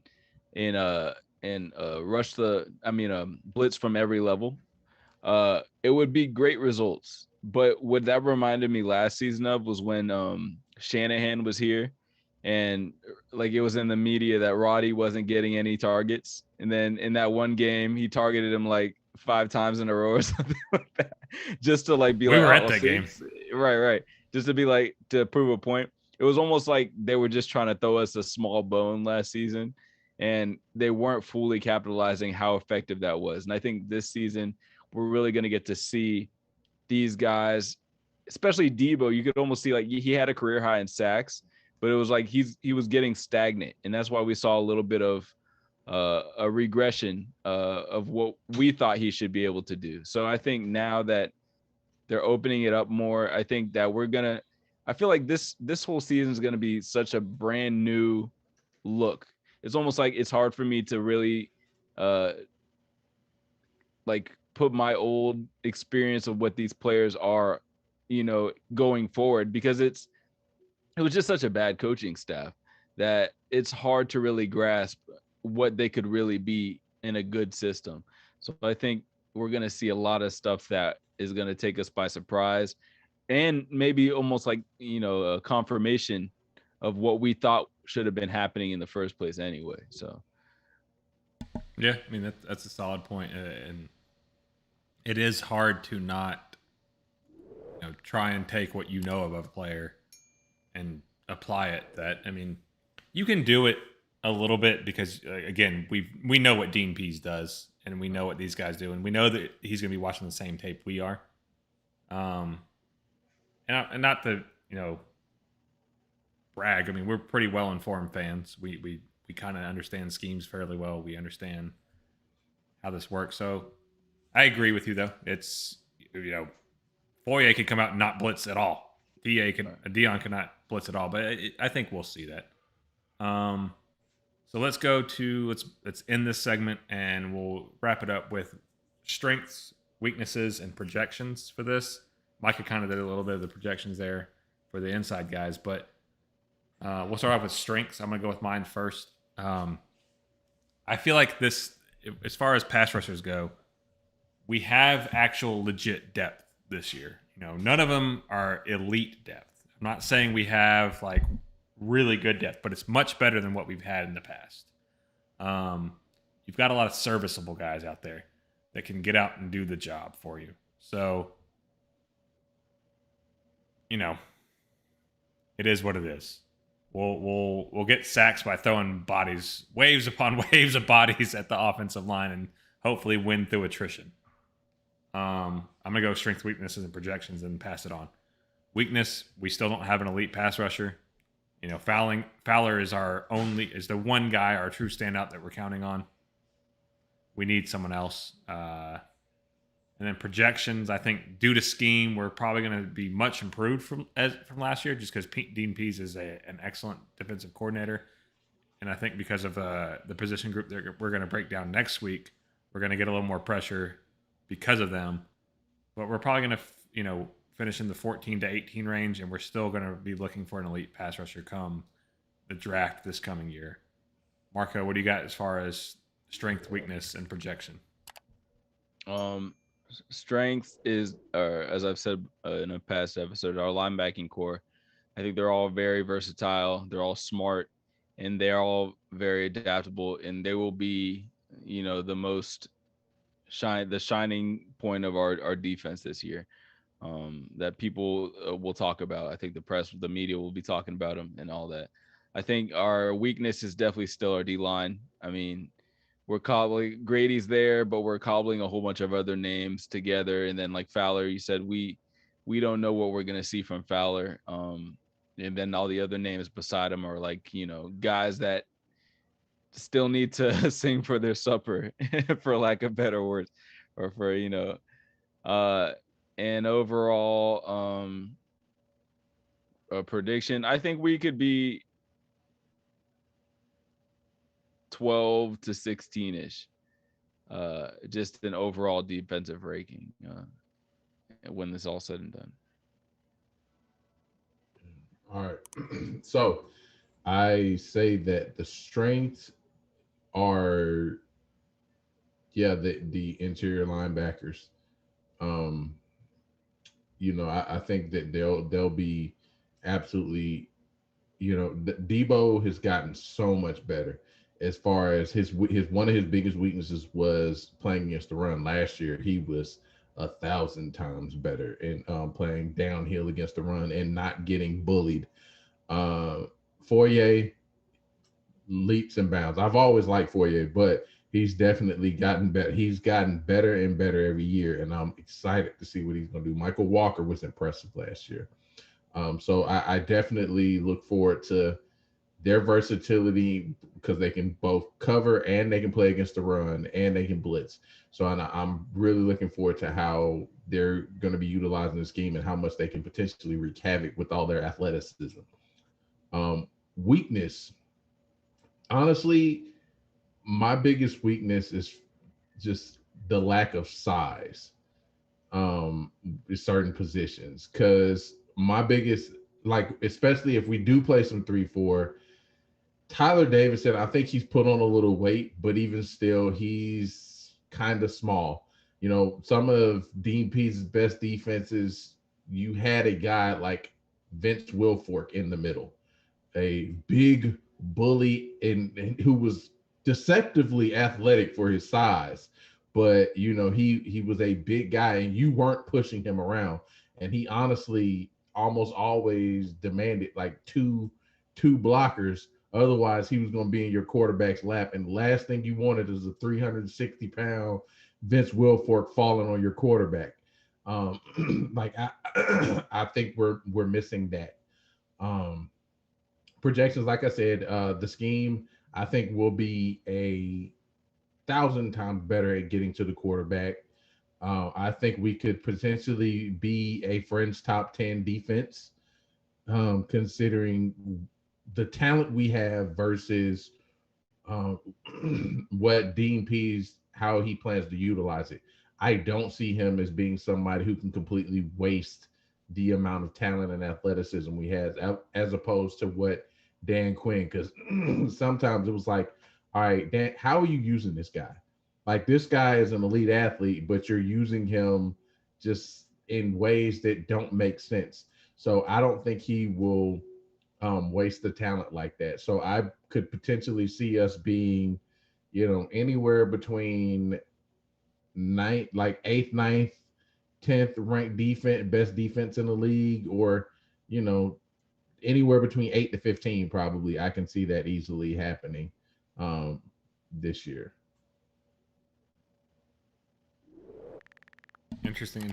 I mean, I liked all y'all's takes, y'all. I agreed with all of them.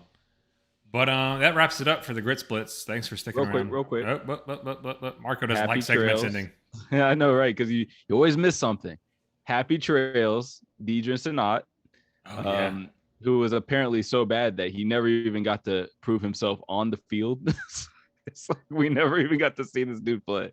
And now they waived him for an injury designation, I think. Waived him with an injury designation. So, well, he wasn't the only one. Sterling Hoffrichter was too. What do you mean waived with the? injury designation. Injury designation. Well, I'm just saying in terms of the fact that we've never even really got to see Deidre Sanat, so he must be another level of just terrible. They must like have no confidence whenever they see him out there. Yeah, well, not. I can't really say that if he is hurt, then I understand. But I know with Dan Quinn, it was just like, all right, this guy's in the game. Sanat's around the ball. All right, get him out the game. You're around the ball. Like, no, you're not supposed to be around the ball. You're around the ball too much, way more than the rest of our defensive linemen. That doesn't make sense. We need you dropping back. yeah. You're 305. Go on, drop back in the coverage. So happy trails to him. I hope he gets healthy and gets another opportunity to play the game he loves. Yeah. But you know what time it is, Marco?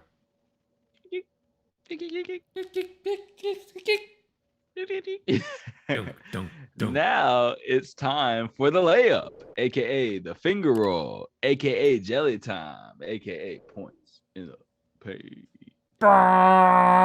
Yes, sir. And when you hear that buzzer, it's time for this in-depth analysis of everything NBA. So, we were actually on air on Friday when the USA won gold, but I thought it was worth mentioning as well that the women's team also followed suit and they defeated Japan by 15. That score is probably closer than the game actually was. Mm-hmm. But in doing that, Diana Taurasi and Sue Bird became the first basketball players in history to have 5 gold medals. Their first Olympic game was back in 2004, just for some perspective. And even though there was a slight scare for the men's team, and also so Kevin Durant also became the first men's basketball player to have 3 gold medals. But he's not touching them with these women's record. But with that being said, even though there was a slight scare for the men's team, do you think this was an anomaly and the U.S. will continue to rack up gold in basketball, or was this some of this uncertainty of this year a sign of things to come? Considering we have 4 straight, women have 5 straight. That's over a 12, 16 year period. Women only got 5 straight. Well, probably more than that, but yeah, because they got 5 gold medals. Women have not lost an Olympics since they started allowing women's basketball period. Because since women's basketball has become an Olympic sport, I don't think our women have ever lost. Because even like JaVale McGee's mom, and them won in like 84. I want to 84 or 88, one of the two.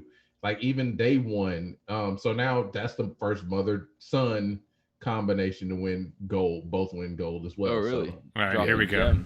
So this is gold. So of course we won this year. Before that we won. Before that we won. Before that we won. Before that Argentina won. Oh, okay. The women's? Yeah. They beat, and then we took bronze that year. And then we won 3 in a row before that. And then in 88, the Soviet Union won, and then we won the one before that. Are you sure that's not the men's one?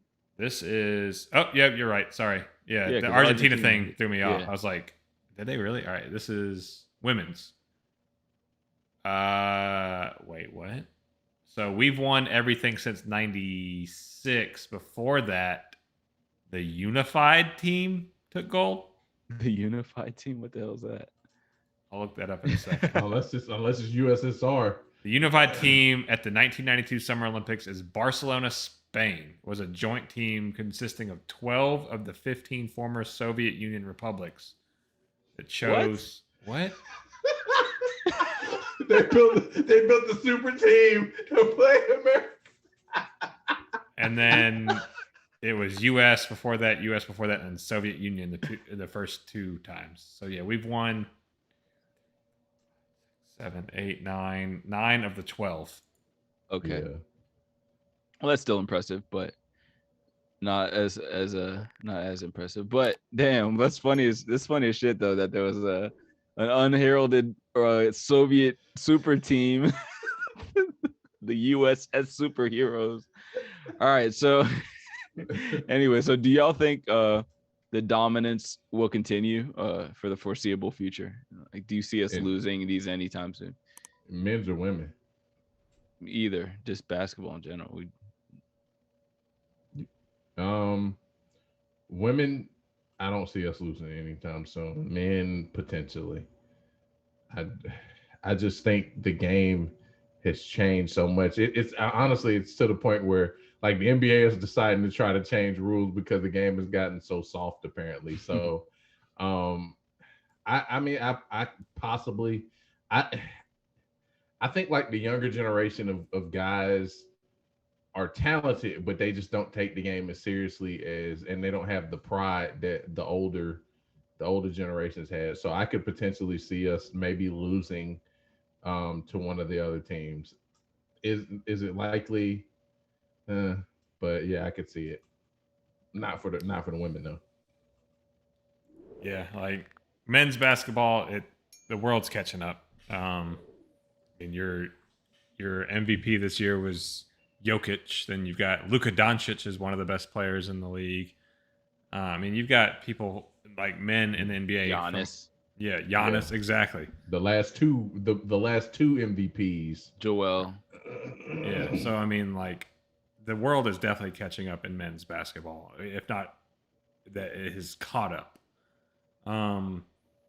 Women's basketball, we're still light years ahead of the next. Like, the second place team is always just going to be like the best second group of, like Japan was not a good team this year, if we're just being honest. Like, the women could have just absolutely destroyed them if they wanted to. But well, I mean, that's Nigeria. They got waxed by like 40 by Japan or something. Right. So. Well, I mean, look at it. The fact that Diana Taurasi's like 39 and still like the best player in the world is just like, wow. She's the Jordan of women's basketball. And to me, that what you just mentioned there was probably the most astounding part about the women's aspect of this, because like the men would never even get to that accomplishment, because it's almost like an unwritten rule that once you do a couple, maybe three, like KD being the first to three is telling, because it's like you do 2 Olympics and you're out of there. You're not coming back for the 3rd and 4th Olympic of your career. Like, and no one expects you to, but these women going hard till they're 40, representing their country. I mean, that's awesome. But personally, my answer to the question is I think that we're going to continue to dominate, because I don't think there'll ever be a team as weakly led as this one with KD as your leader, Draymond Green as your co-captain. And I don't think there will ever be a team as weak as this one again. So, and at the end of the day, we're just, the United States is still, if you even across the world, it was like, some teams have maybe like 4 NBA players, maybe 5. But most of those guys were bench, like you mentioned last time, Michael. Most of those guys were bench guys and scrubs. And yeah, they play better as a team. But at the end of the day, talent is going to win. And I don't think that the United States will ever be surpassed for the next like 16, 20 years. Again, for, I don't know, unless because Luka can't do it by himself. And he proved that. It's like, he can't just take all the shots and get all the assists and all the rebounds. Like, you know what I mean? I will say this: 3 years from now, our USA leader might be Mr. Flat Earther himself. Kyrie Irving. Kyrie Irving's not playing the Olympics again. He might be the team captain of Team USA. Kyrie is not coming back to the Olympics. He's done. He's already been in. He's been in only one, I think. He was in the 12. He'll just disagree with the rings at the Olympics. Like, those should be flat. Flatten those out. Or he'll get traded to another country during the Olympics. He'll defect. He could play for Japan, right? Is that where he was? I think something like that. He was born in another place. I want to play in Nigeria. I did a ancestry.com. Australia. That's where he could play. Oh, okay. Boy, if he went to the Australia team, Yeah, that'd be something. With That'd be Ben something. Simmons. With Ben Simmons and Jingles. Jingles gonna be too old by the time the next Olympics come around. Who's gonna be fighting? They're gonna be fighting over the basketball. Him and Ben Simmons. It is funny though. Now that you say that, because I'm applauding these women for doing that, but in every other country but America, that's like standard to have players playing old as hell. Because Pau Gasol was still playing for Spain. Who was on that? What's the one dude who I couldn't believe was still out there in one of those games we lost? I forget what his name was. What's his name from the Nets just signed him? God. Was on Patty Mills? Patty Mills, yeah. Well, Patty Mills is old too, but there's like 34. There's a guy who's like 38, 39. I forget what his name. He was on the French team, and I was like, this guy still plays basketball. But so moving on. And some funnier news. After Dragic was traded from the Heat for Kyle Lowry, when asked about Toronto in his home country of Slovenia, he said, "Toronto is not my preferred destination. I have higher ambitions. We'll see." He then quickly apologized and said he was taken out of context, and he explained his comments with, "I was in the center of the city and the journalists were there and I was asked about Toronto. It was basically taken out of context. I told them that I had spent 7 years in Miami and that would be the preferred destination for me because my family is there and everything, not Toronto." What do you think Dragic actually meant?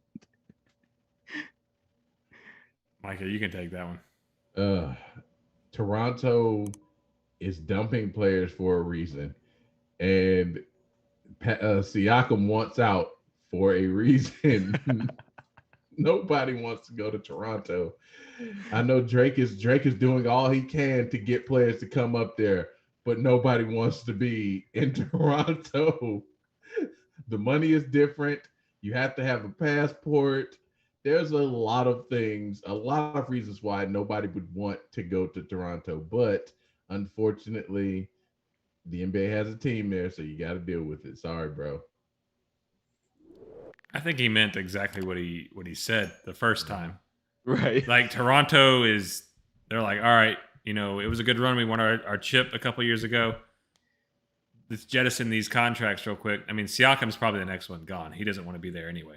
And Dragic knows it. He knows Toronto right now is a death wish as far as an NBA career goes. He meant that, and then he was like, oh, wait. Right. Like, this is actually the world still. I'm still an NBA player. People listen to what I say. Oops. Not just the Slovenian. I didn't mean that. What I meant was right. Knock something over, runs away. Right. It's like, y'all don't speak Slovenian, so this is actually what I said. It's like, no. But yeah, right. Exactly what you said. I think he meant exactly what he said, because the fact that he threw in there, I have higher ambitions, that automatically disqualifies any sentimental stuff about, my family and blah, blah, blah. No, he knows Toronto is going to be trash. It's a team full of G Leaguers that have become starters, and he knows that there's no future in that cold ass city. Well, Toronto is actually a really nice city. But... It is a nice city, but it's like, he wants a championship. Right. Boy. His career is winding down. He wants a championship, and he's not going to get it there. I'd play for Toronto.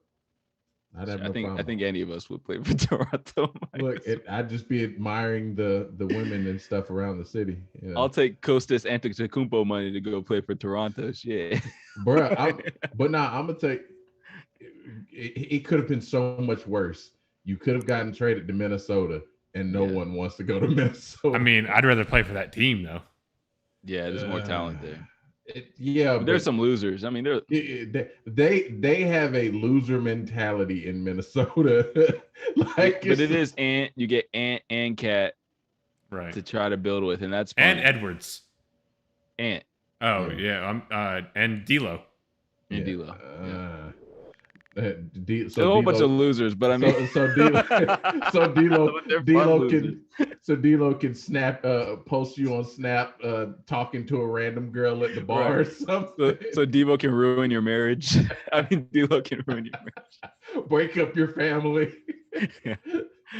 But then, the funny thing to me is like Ant Edwards, like, he's like he wants to do so much better there. He's trying to like convince Karl Anthony Towns and stuff that we could be better, and meanwhile the media is just like, no. Right now, you can't even finish your statement. No. Right. Well, Ant was like he got baptized in the Lake of Minnetonka.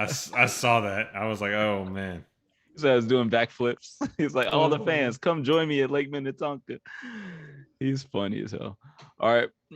So moving on. So Micah brought this up earlier, but our boy, Atlanta Hawk fan favorite, Dennis Shreuder has been in the news recently for pulling a Sprewell type move, turning down an $83 million 4-year deal in pursuit of a $100 million plus deal that he thought he would surely receive. And earlier today, it even came out that he was in a state of shock about the situation that he had put himself in.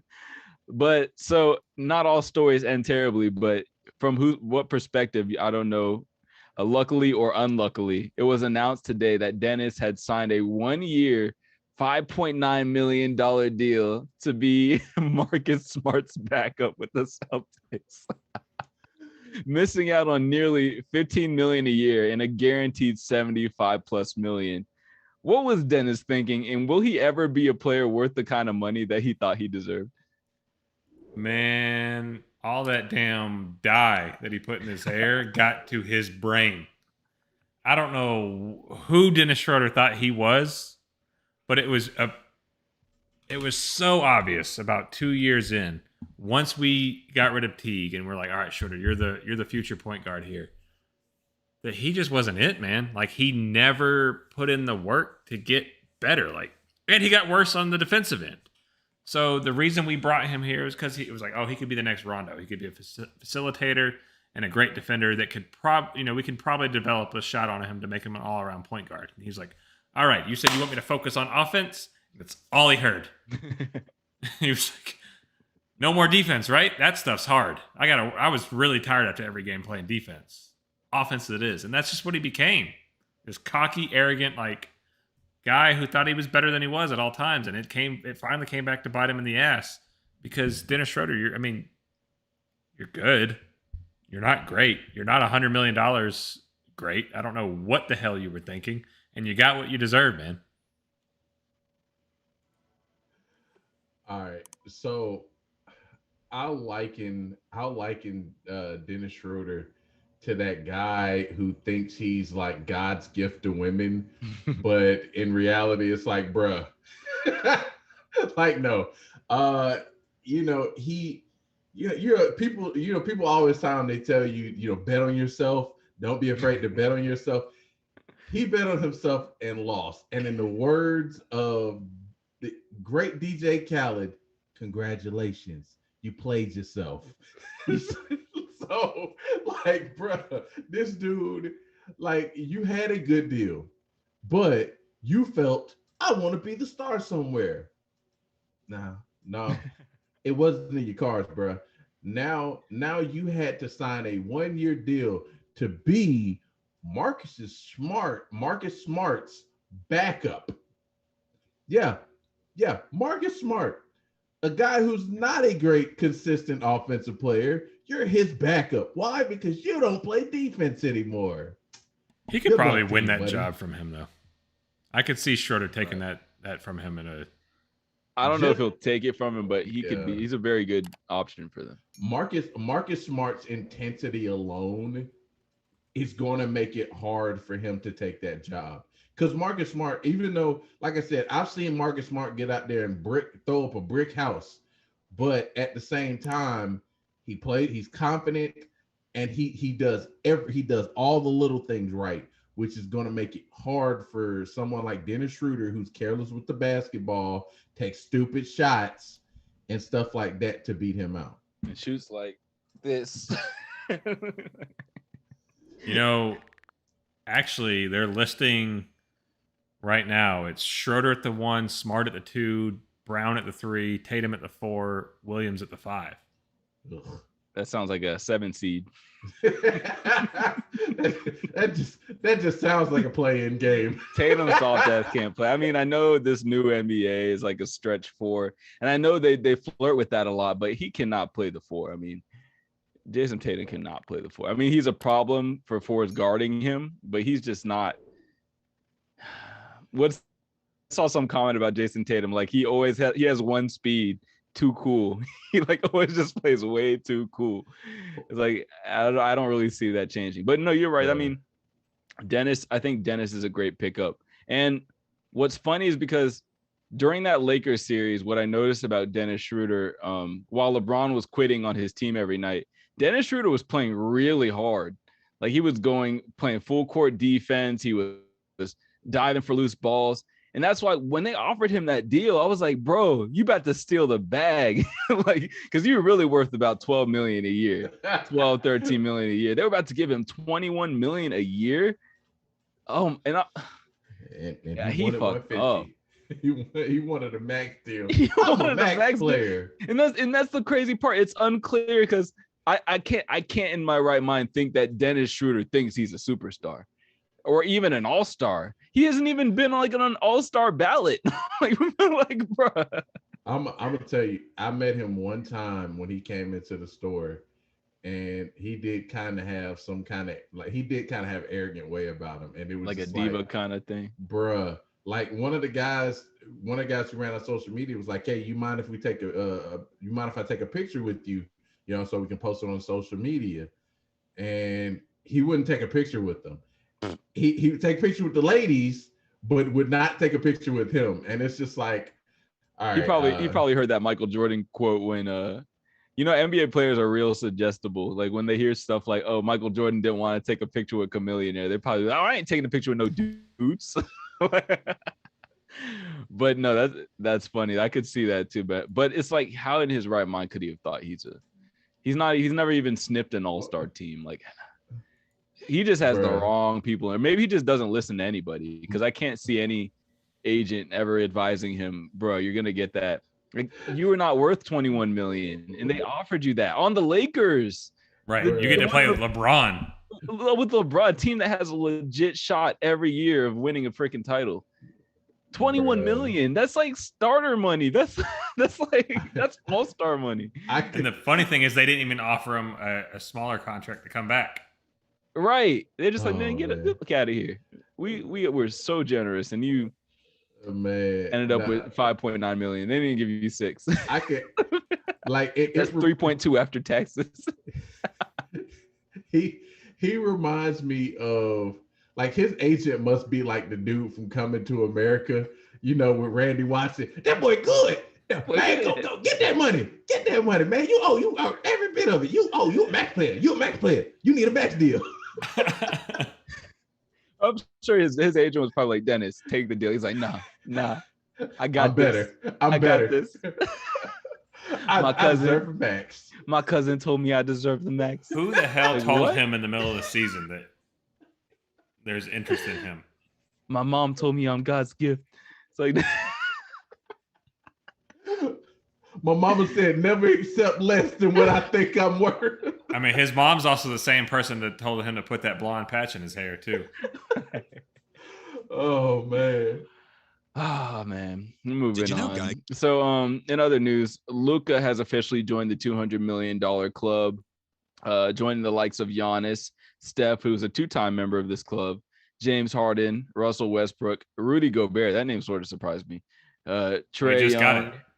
Right. Last year, remember? He got it. Oh yeah, that's right. Damn. That's crazy to pay him that money. Are we gonna play Clint Capella 200 million? Who would give Rudy Gobert $200 million? Anyway, Trae Young, who is sort of technically in that club, but he needs to hit certain incentives to actually get to that number. And now Luka. Any comments about that, guys? He deserved every penny of it. Yeah. I mean, like everyone knew Trae and Luka were about to get broke off. Like it's not. Yeah. It's just a matter of when. My question is, will his style of play be conducive to wins and anything more than just making the playoffs? And I would have to be proven wrong on that.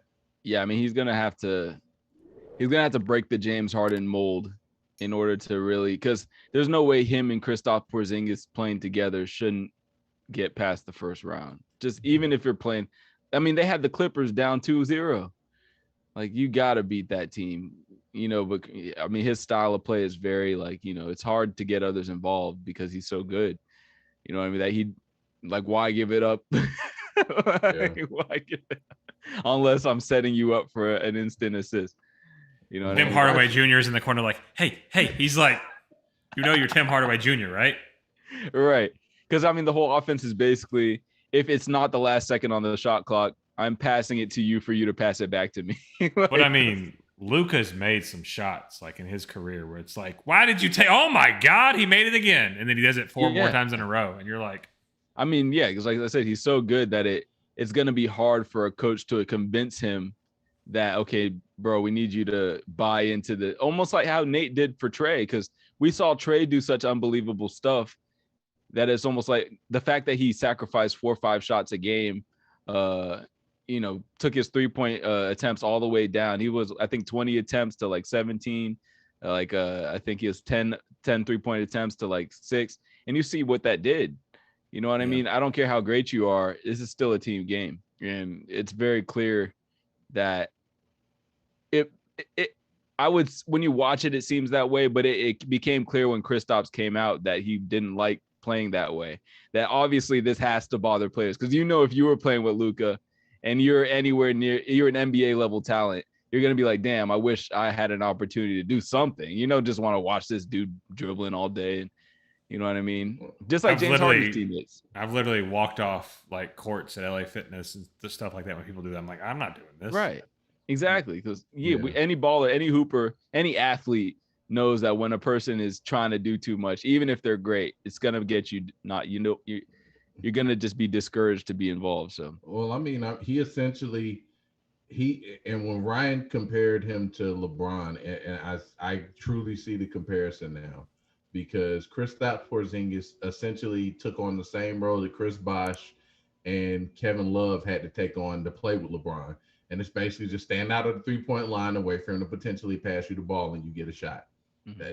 That's all you do. Just clear the lane, keep the lane clear so LeBron can do his thing or Luka can do his thing, and then knock down the shots because he needs his assists.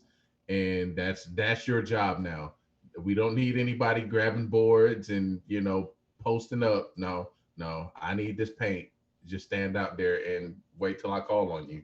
But so the true difference to me just is that LeBron was always willing, even though D-Wade sort of put him in his place, bro, this is your team.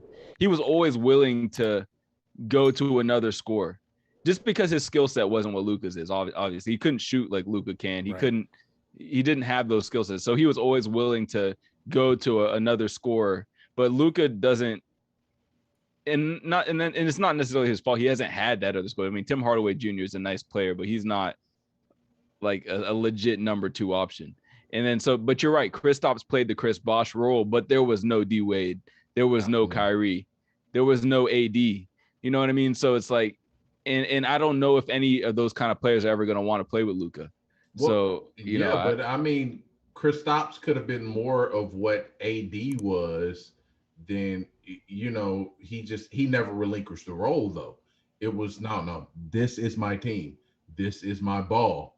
You play how I want you to play, and that's stand out of my way.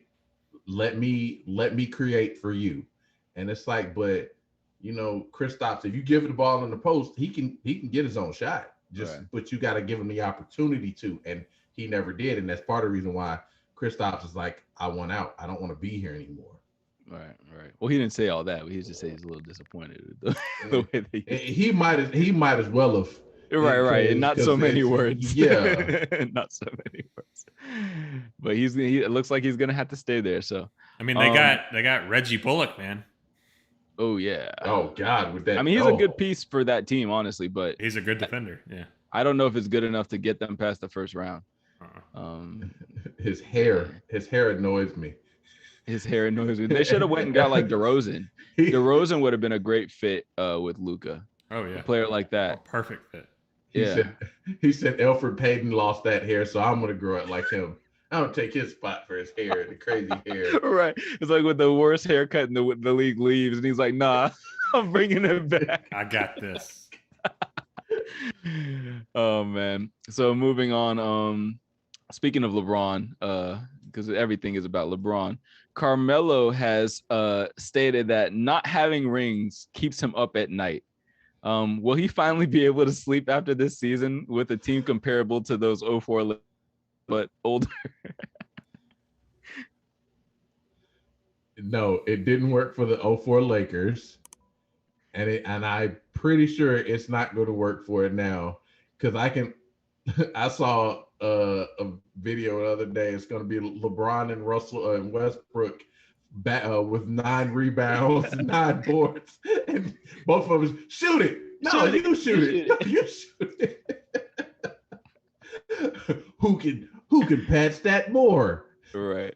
Find out on next episode of Dragon Ball Z.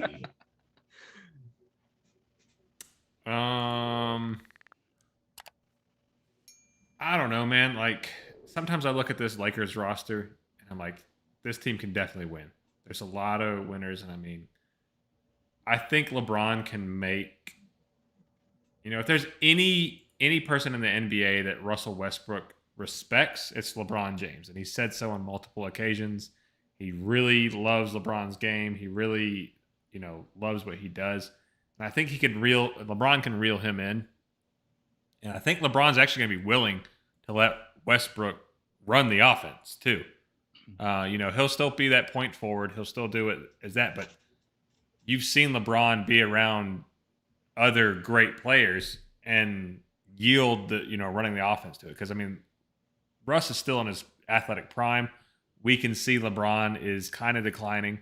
You're probably going to see a lot more mid-range posts. You're probably going to see a lot more, top of the key threes from LeBron. You'll still see the athletic dunks and, running the offense as far as being the brains and the coach of it. But I think getting Westbrook into the lane is going to be a big thing for them. AD can shoot the three, and it's just going to be taking turns. I don't see defensively how this team is going to really operate. I'm really confused there. There's a lot of question marks. I could still see them, kind of like how I said last year, have them pick up a veteran who's getting cut halfway through the season and wants to ring chase. I can see them grabbing someone like that. But, is Talen Horton enough at the 2? I don't know why suddenly everybody's projecting him to be a starter. I mean, I see him on these graphics. I know he's nice, but it's like, who else is it going to be? Matthews? Let's see. Let me look at their depth chart real quick. I don't think Wesley Matthews. I don't think they brought him back. Who was it? Malik Monk, maybe. Monk, yeah, that's right. I forgot they signed him. So, Ellington. That's what I'm thinking of. Yeah. Ellington at the 2. That's going to be a battle down to the end. Monk, Nunn, they have a Tucker, Monk and a Nunn, and Ellington. That's going to be, and don't forget about the Bays Gaze. He's there too. Oh yeah, they did pick him up. Oh boy, nah. Like Trevor Ariza. That second unit has some question marks for me, and it's going to be. Where did Trevor go? Didn't Trevor go somewhere? He's on the Lakers. Yeah. Okay, he went to the Lakers. So, my biggest question mark is Marc Gasol, though. Is he still on the team? Mm-hmm. Oh my God, that team's so old. But I find it hard to believe that the Lakers, because even when Westbrook never really plays with great bigs. Like, he has trouble doing that because he's so paint dominant. That even to the point where the only reason we have Clint Capella is because they were trying to make it work with Westbrook. because he couldn't work with Clint Capella, like to the point where they had to clear out that lane and almost make Westbrook the 5. Like he was a 0.5, which was crazy and didn't get him past, I mean, they got to the second round, which is the more than Westbrook had done before in the great choke off of 2020. But yeah, I find it hard to believe. I want Melo to get a ring. I even want Westbrook to get a ring, but I find it hard to believe that that team with all those parts in the first season is just going to suddenly come out here and be on all cylinders, especially with LeBron getting older and looking how he did in the end of last season. I think we're just going to start seeing diminishing returns. And if AD is not willing to like really just be like, okay, I'm the best. And with all these stars, I don't see him, a person with a beta personality like AD, finally being like, okay, I'm the star here. I'm the guy. Because he's the best player on the team. But is he ever going to act like that? I don't think so. I don't know. So I find it hard to believe. Plus, I can definitely see LeBron deferring to Russ and letting him run the offense for a while. Then Russ does something stupid with the ball, and LeBron's like, no, stand out, get out the way, give me the ball. Right, and an off-ball Westbrook is what? What is that? What is an off-ball Westbrook? A self-check, like they do him in the playoffs. Self-check. He becomes Josh Smith on offense, stand at the 3-point line and break everything. All right. So only a couple more things. Some new foul rules. When a shooter takes shots by either leaning into or jumping into a defender in an abnormal way, an offensive player either abruptly goes sideways into a defender or simply stops in front of him, giving the defender nowhere to go but running into the offensive player. Shooters kick their legs either out or to the side in an unnatural way to draw contact with the defender. An offensive player uses his non-shooting arm to hook a defender. So what was funny to me is that the NBA released this like on Twitter, and with it, they released a whole bunch of videos that sort of like showed what the call will be now, or like showed how it happened last season or in the past seasons, and what it will be a no call now. The funny part to me is that they didn't include any footage of Trae Young, as if this rule wasn't designed for Trae Young. So my question for y'all is, A, what do y'all think of this? And B, how sustainable are all these rules? Like, I mean, referees already have a hard time with the simple rules. How the hell are they gonna get this down? I think it's going to be terrible. I think they're going to try. They're going to try to do it. Now, granted, like when I was reading these, at first thing I thought of is the Trae Young rule. Like just like call it, because the first two are definitely things Trae does to draw contact. Now it's the opposite of the Brady rule. Brady rules to protect Tom Brady, but this is the Trae rule.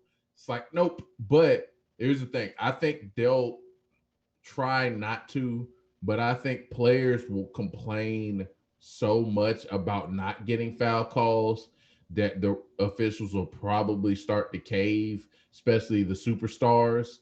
Now, granted, I remember back in the day, like legitimately, these calls were only allowed for superstars, because I will never forget, it was Magic versus Lakers in the finals, and JJ Redick was going in, and on one end of the floor, so Michael Petras, Kobe pump fakes, gets Michael Petras, leans in and gets the shot.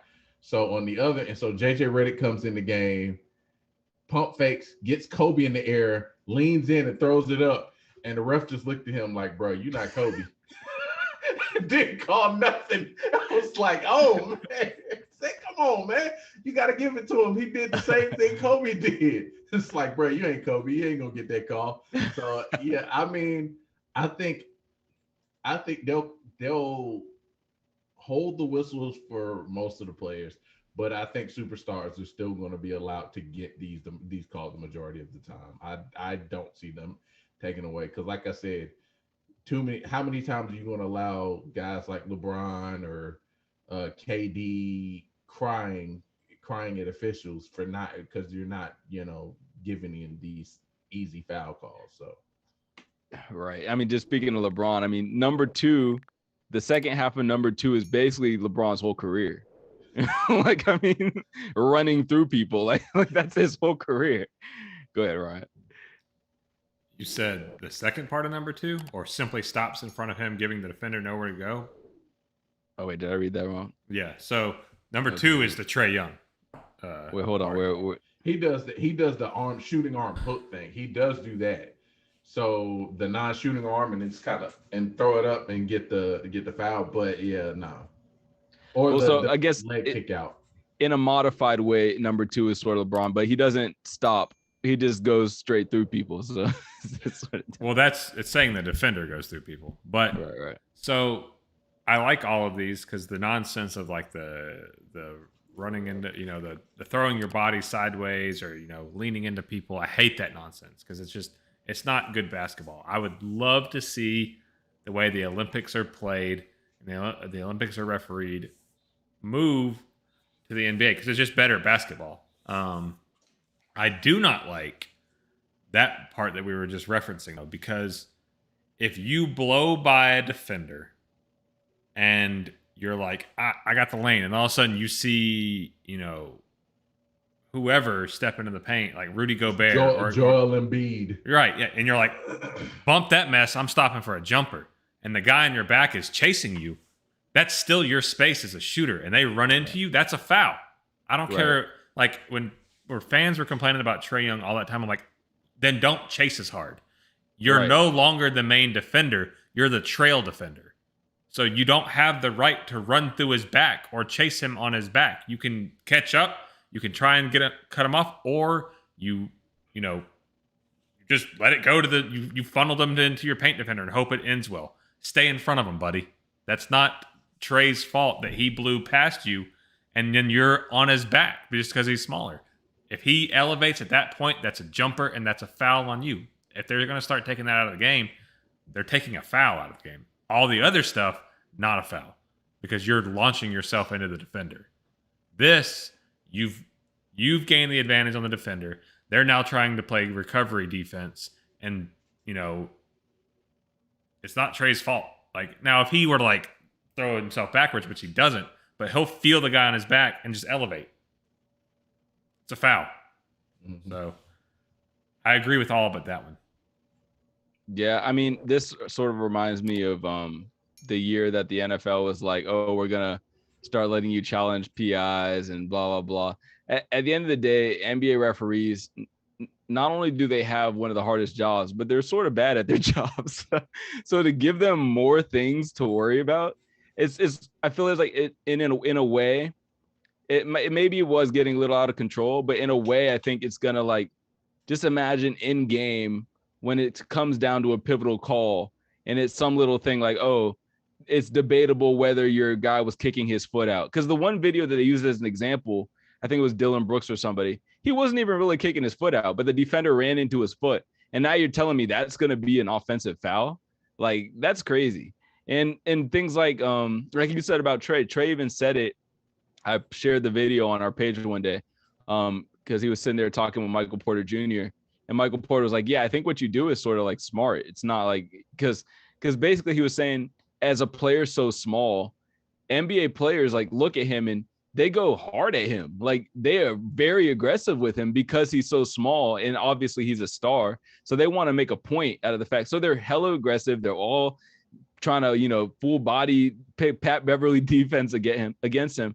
And the fact, like you said, if I get by you and you're chasing me so aggressively that you're out of control and you run into me, how the hell is that not a foul? You know what I mean? Exactly. So if I stop, like you said, even if I'm not, Trae did it in a way sometimes that was baiting and he was stopping and waiting for them. But like you said, if it's as simple as I'm stopping to take a jump shot or I'm stopping to take a floater and they run into the back of me and you don't call that, so I mean, it leaves a lot of gray area for, I think it might, for some players, make the game worse. It might be damn, how the hell is that not? How is that not a foul? As opposed to you know what I mean? I guess for people who are playing against the Hawks, maybe that was annoying to them. Be like, oh, well, why does he get so many fouls? But he actually got more fouls the season beforehand when no one was complaining about it. He went to the line 8 times a game this season. He went to the line 10 times a game last season. No one complained about it. So it's like, I don't know. I think the NBA is just sort of it's to me, I very much liken this to that the PI thing where they're trying to overreact to overcorrect something, and then it's gonna end up being like, okay, we really can't. Well, we can't really control this.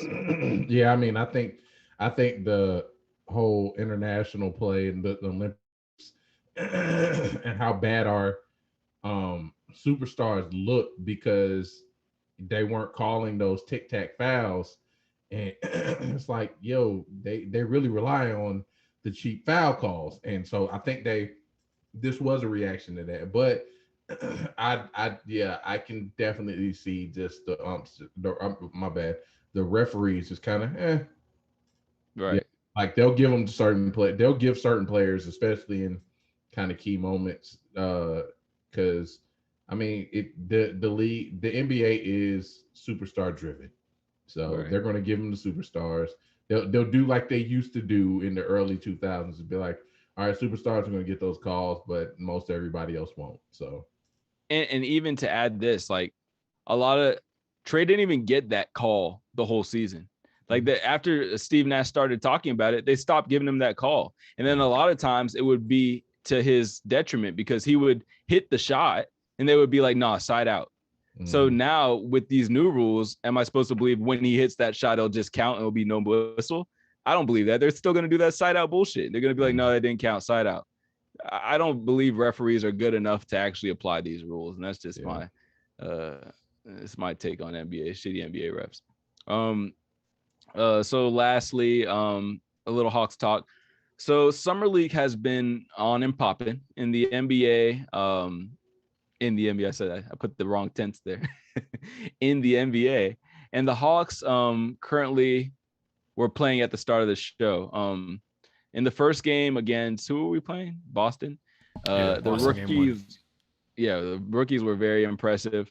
Jalen had 20 and 10 on a very good percentage, and Sharif had an efficient 11-6. Today, both were on pace for 20 and 10. I think Sharif finished with 20 and 9. And do you want to know? Yeah, what was it? Sharif finished with 21 and 9. 21 and 9, and I think Jalen had 18 and 10. 18 and 10, right? So 2 blocks. They both had 6 turnovers though. Ooh. But somehow Sharif still managed to be in the positive for his plus minus. +1. +1, right? So I want to ask. And by the way, he hit a game-winning shot. They were down. What, 2? And there was like a fumbled play. Somebody else took a shot. It ended up, they rebounded it, kicked it to him in the corner, and he ended up hitting the 3. So I want y'all to know, just from it's a very small sample size, but I think Sharif looks very composed. He's a very great passer. Obviously that 6 turnovers is worrisome. He should be having 6 turnovers in Summer League. But do y'all think these rookies can sort of come in and contribute immediately, or do you think there's going to be some college park run for these guys? You're muted. I'm weird. I was flashing that was. So I mean, they're both on 2-way contracts, so they're definitely going to see some college park time. They're going to work through the kinks in their game. They're going to get them polished. You'll probably see them fairly early in the season, though. We're a team that went deep. We're going to have to rest some guys fairly early on. Give Trae some true rest. Give the guys that are injured, like DeAndre Hunter's probably going to need a little while to get 100%. Cam's probably good. Give Bogey some time. So you're probably going to see him in there fairly early in the season and see our stars see some nights off that you typically won't. But I think both of these guys can be major contributors to this team. There's rumors that we're looking into Paul Millsap as that extra big man, but I think if Jalen can keep this up, he can fill that role. But nothing can beat that veteran presence sometimes. So skill wise, I think Jalen can. But Ryan, who would you rather have, Paul Millsap or Taj Gibson?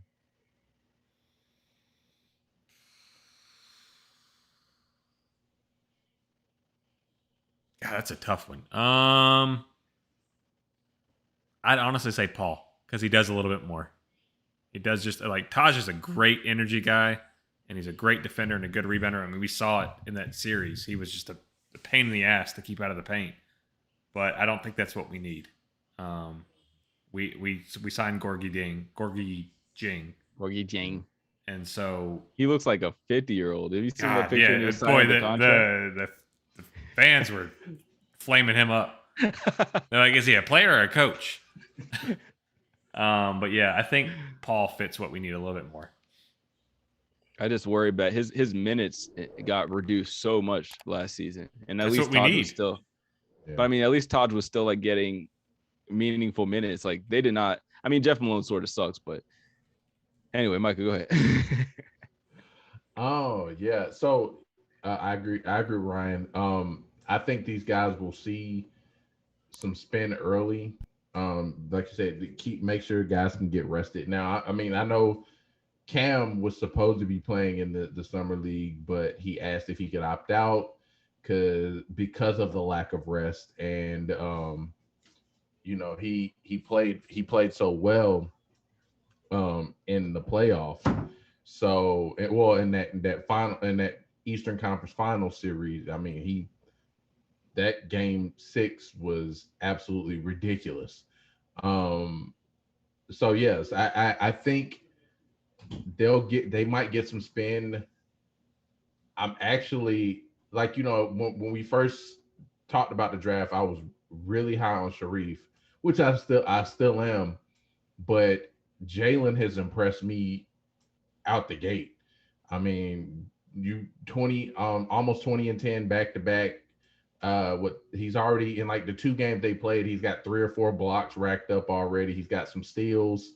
So to be honest with you, now granted, when we drafted him, I'm like, all right, can this be the guy that replaces John Collins? And he's doing things on the defensive end that we don't get from John Collins. And now he needs to work offensively, but athletically, it's like, all right, I mean, this guy could be what we thought John Collins would be out of college. So yeah, I mean, I think both of them. Now, I mean, I'm not necessarily jump in immediately and contribute because both of them have issues with turning the ball over. But I think with the little bit of G League time and getting adjusted to the speed of the NBA game, oh man, the sky's the limit with these two. I'm really excited about how we can use them in the near future. Same question: Taj Gibson or Paul Millsap? Paul Millsap. Between the two of them, just now, Taj Gibson gives you more size, but he's still an undersized big. Paul Millsap can score a lot more different ways, and he's tough and he's feisty when he's on the court. So I mean, I've got a lot of love and respect for Paul Millsap's still he's like 6'6", though. Yeah, really big. Yeah. I mean, I know he's undersized, but at the same time, he's a lot better. He can score a lot more ways than Taj Gibson. Taj Gibson's gonna give you the energy, but yeah, like I said, Paul Millsap's kind of feisty. He'll block shots every now and then. He'll fight for some boards. Yeah, I like I said, I got a lot of respect for Paul Millsap. Paul Millsap also can coach Collins and Jalen way better than Taj Gibson could. Taj don't seem to know shit about that. No disrespect. Well, he's not. He's an athletic guy. He's an effort athletic guy, whereas Paul Millsap had to win through multiple different ways, including being smart. Yeah, because he is so small. We just need somebody to put a butt on somebody and box out every possession. So whoever's going to do that for me, I'll take him. So, I think you'll be pleasantly surprised with Jang. I don't know if you've ever watched him before. That man, Gorgie. I mean, that man eats boards when he's on the Bruh, floor. he's so long. Bruh, I can only imagine the amount of weak side blocks he's going to get on folks. Yeah, him and Capella out there maybe boxing out. You never put those two guys out on the floor at the same time. Never say that again, Marco. No. Gorgie. It'd be like, well, you have 3 scoring options on the court, and just don't worry about those 2 guys. Yeah, 2 that have to be completely set up for anything they get. Be Kevin Herter. Well, hold on. I'll take when Clint Capella gets an offensive board, he's going back up with. How you like this lineup? It's Lou Will, Solomon Hill, Kevin Herter, Gorgie Yang, and Capella.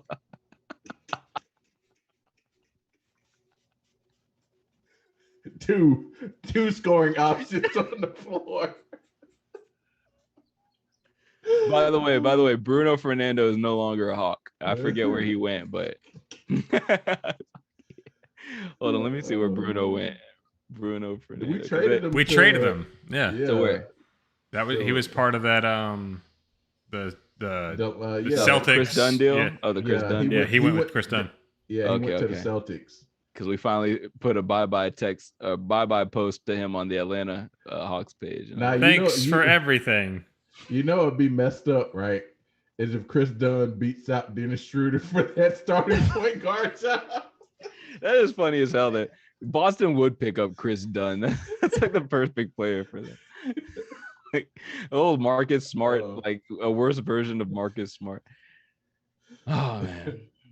Anyway, that does it for the layup, aka the finger roll, aka jelly time, aka points in the paint. You're muted. Cool. Let's see if they're still on the roster, actually, real quick. Why is my internet so slow? Go. Here we go.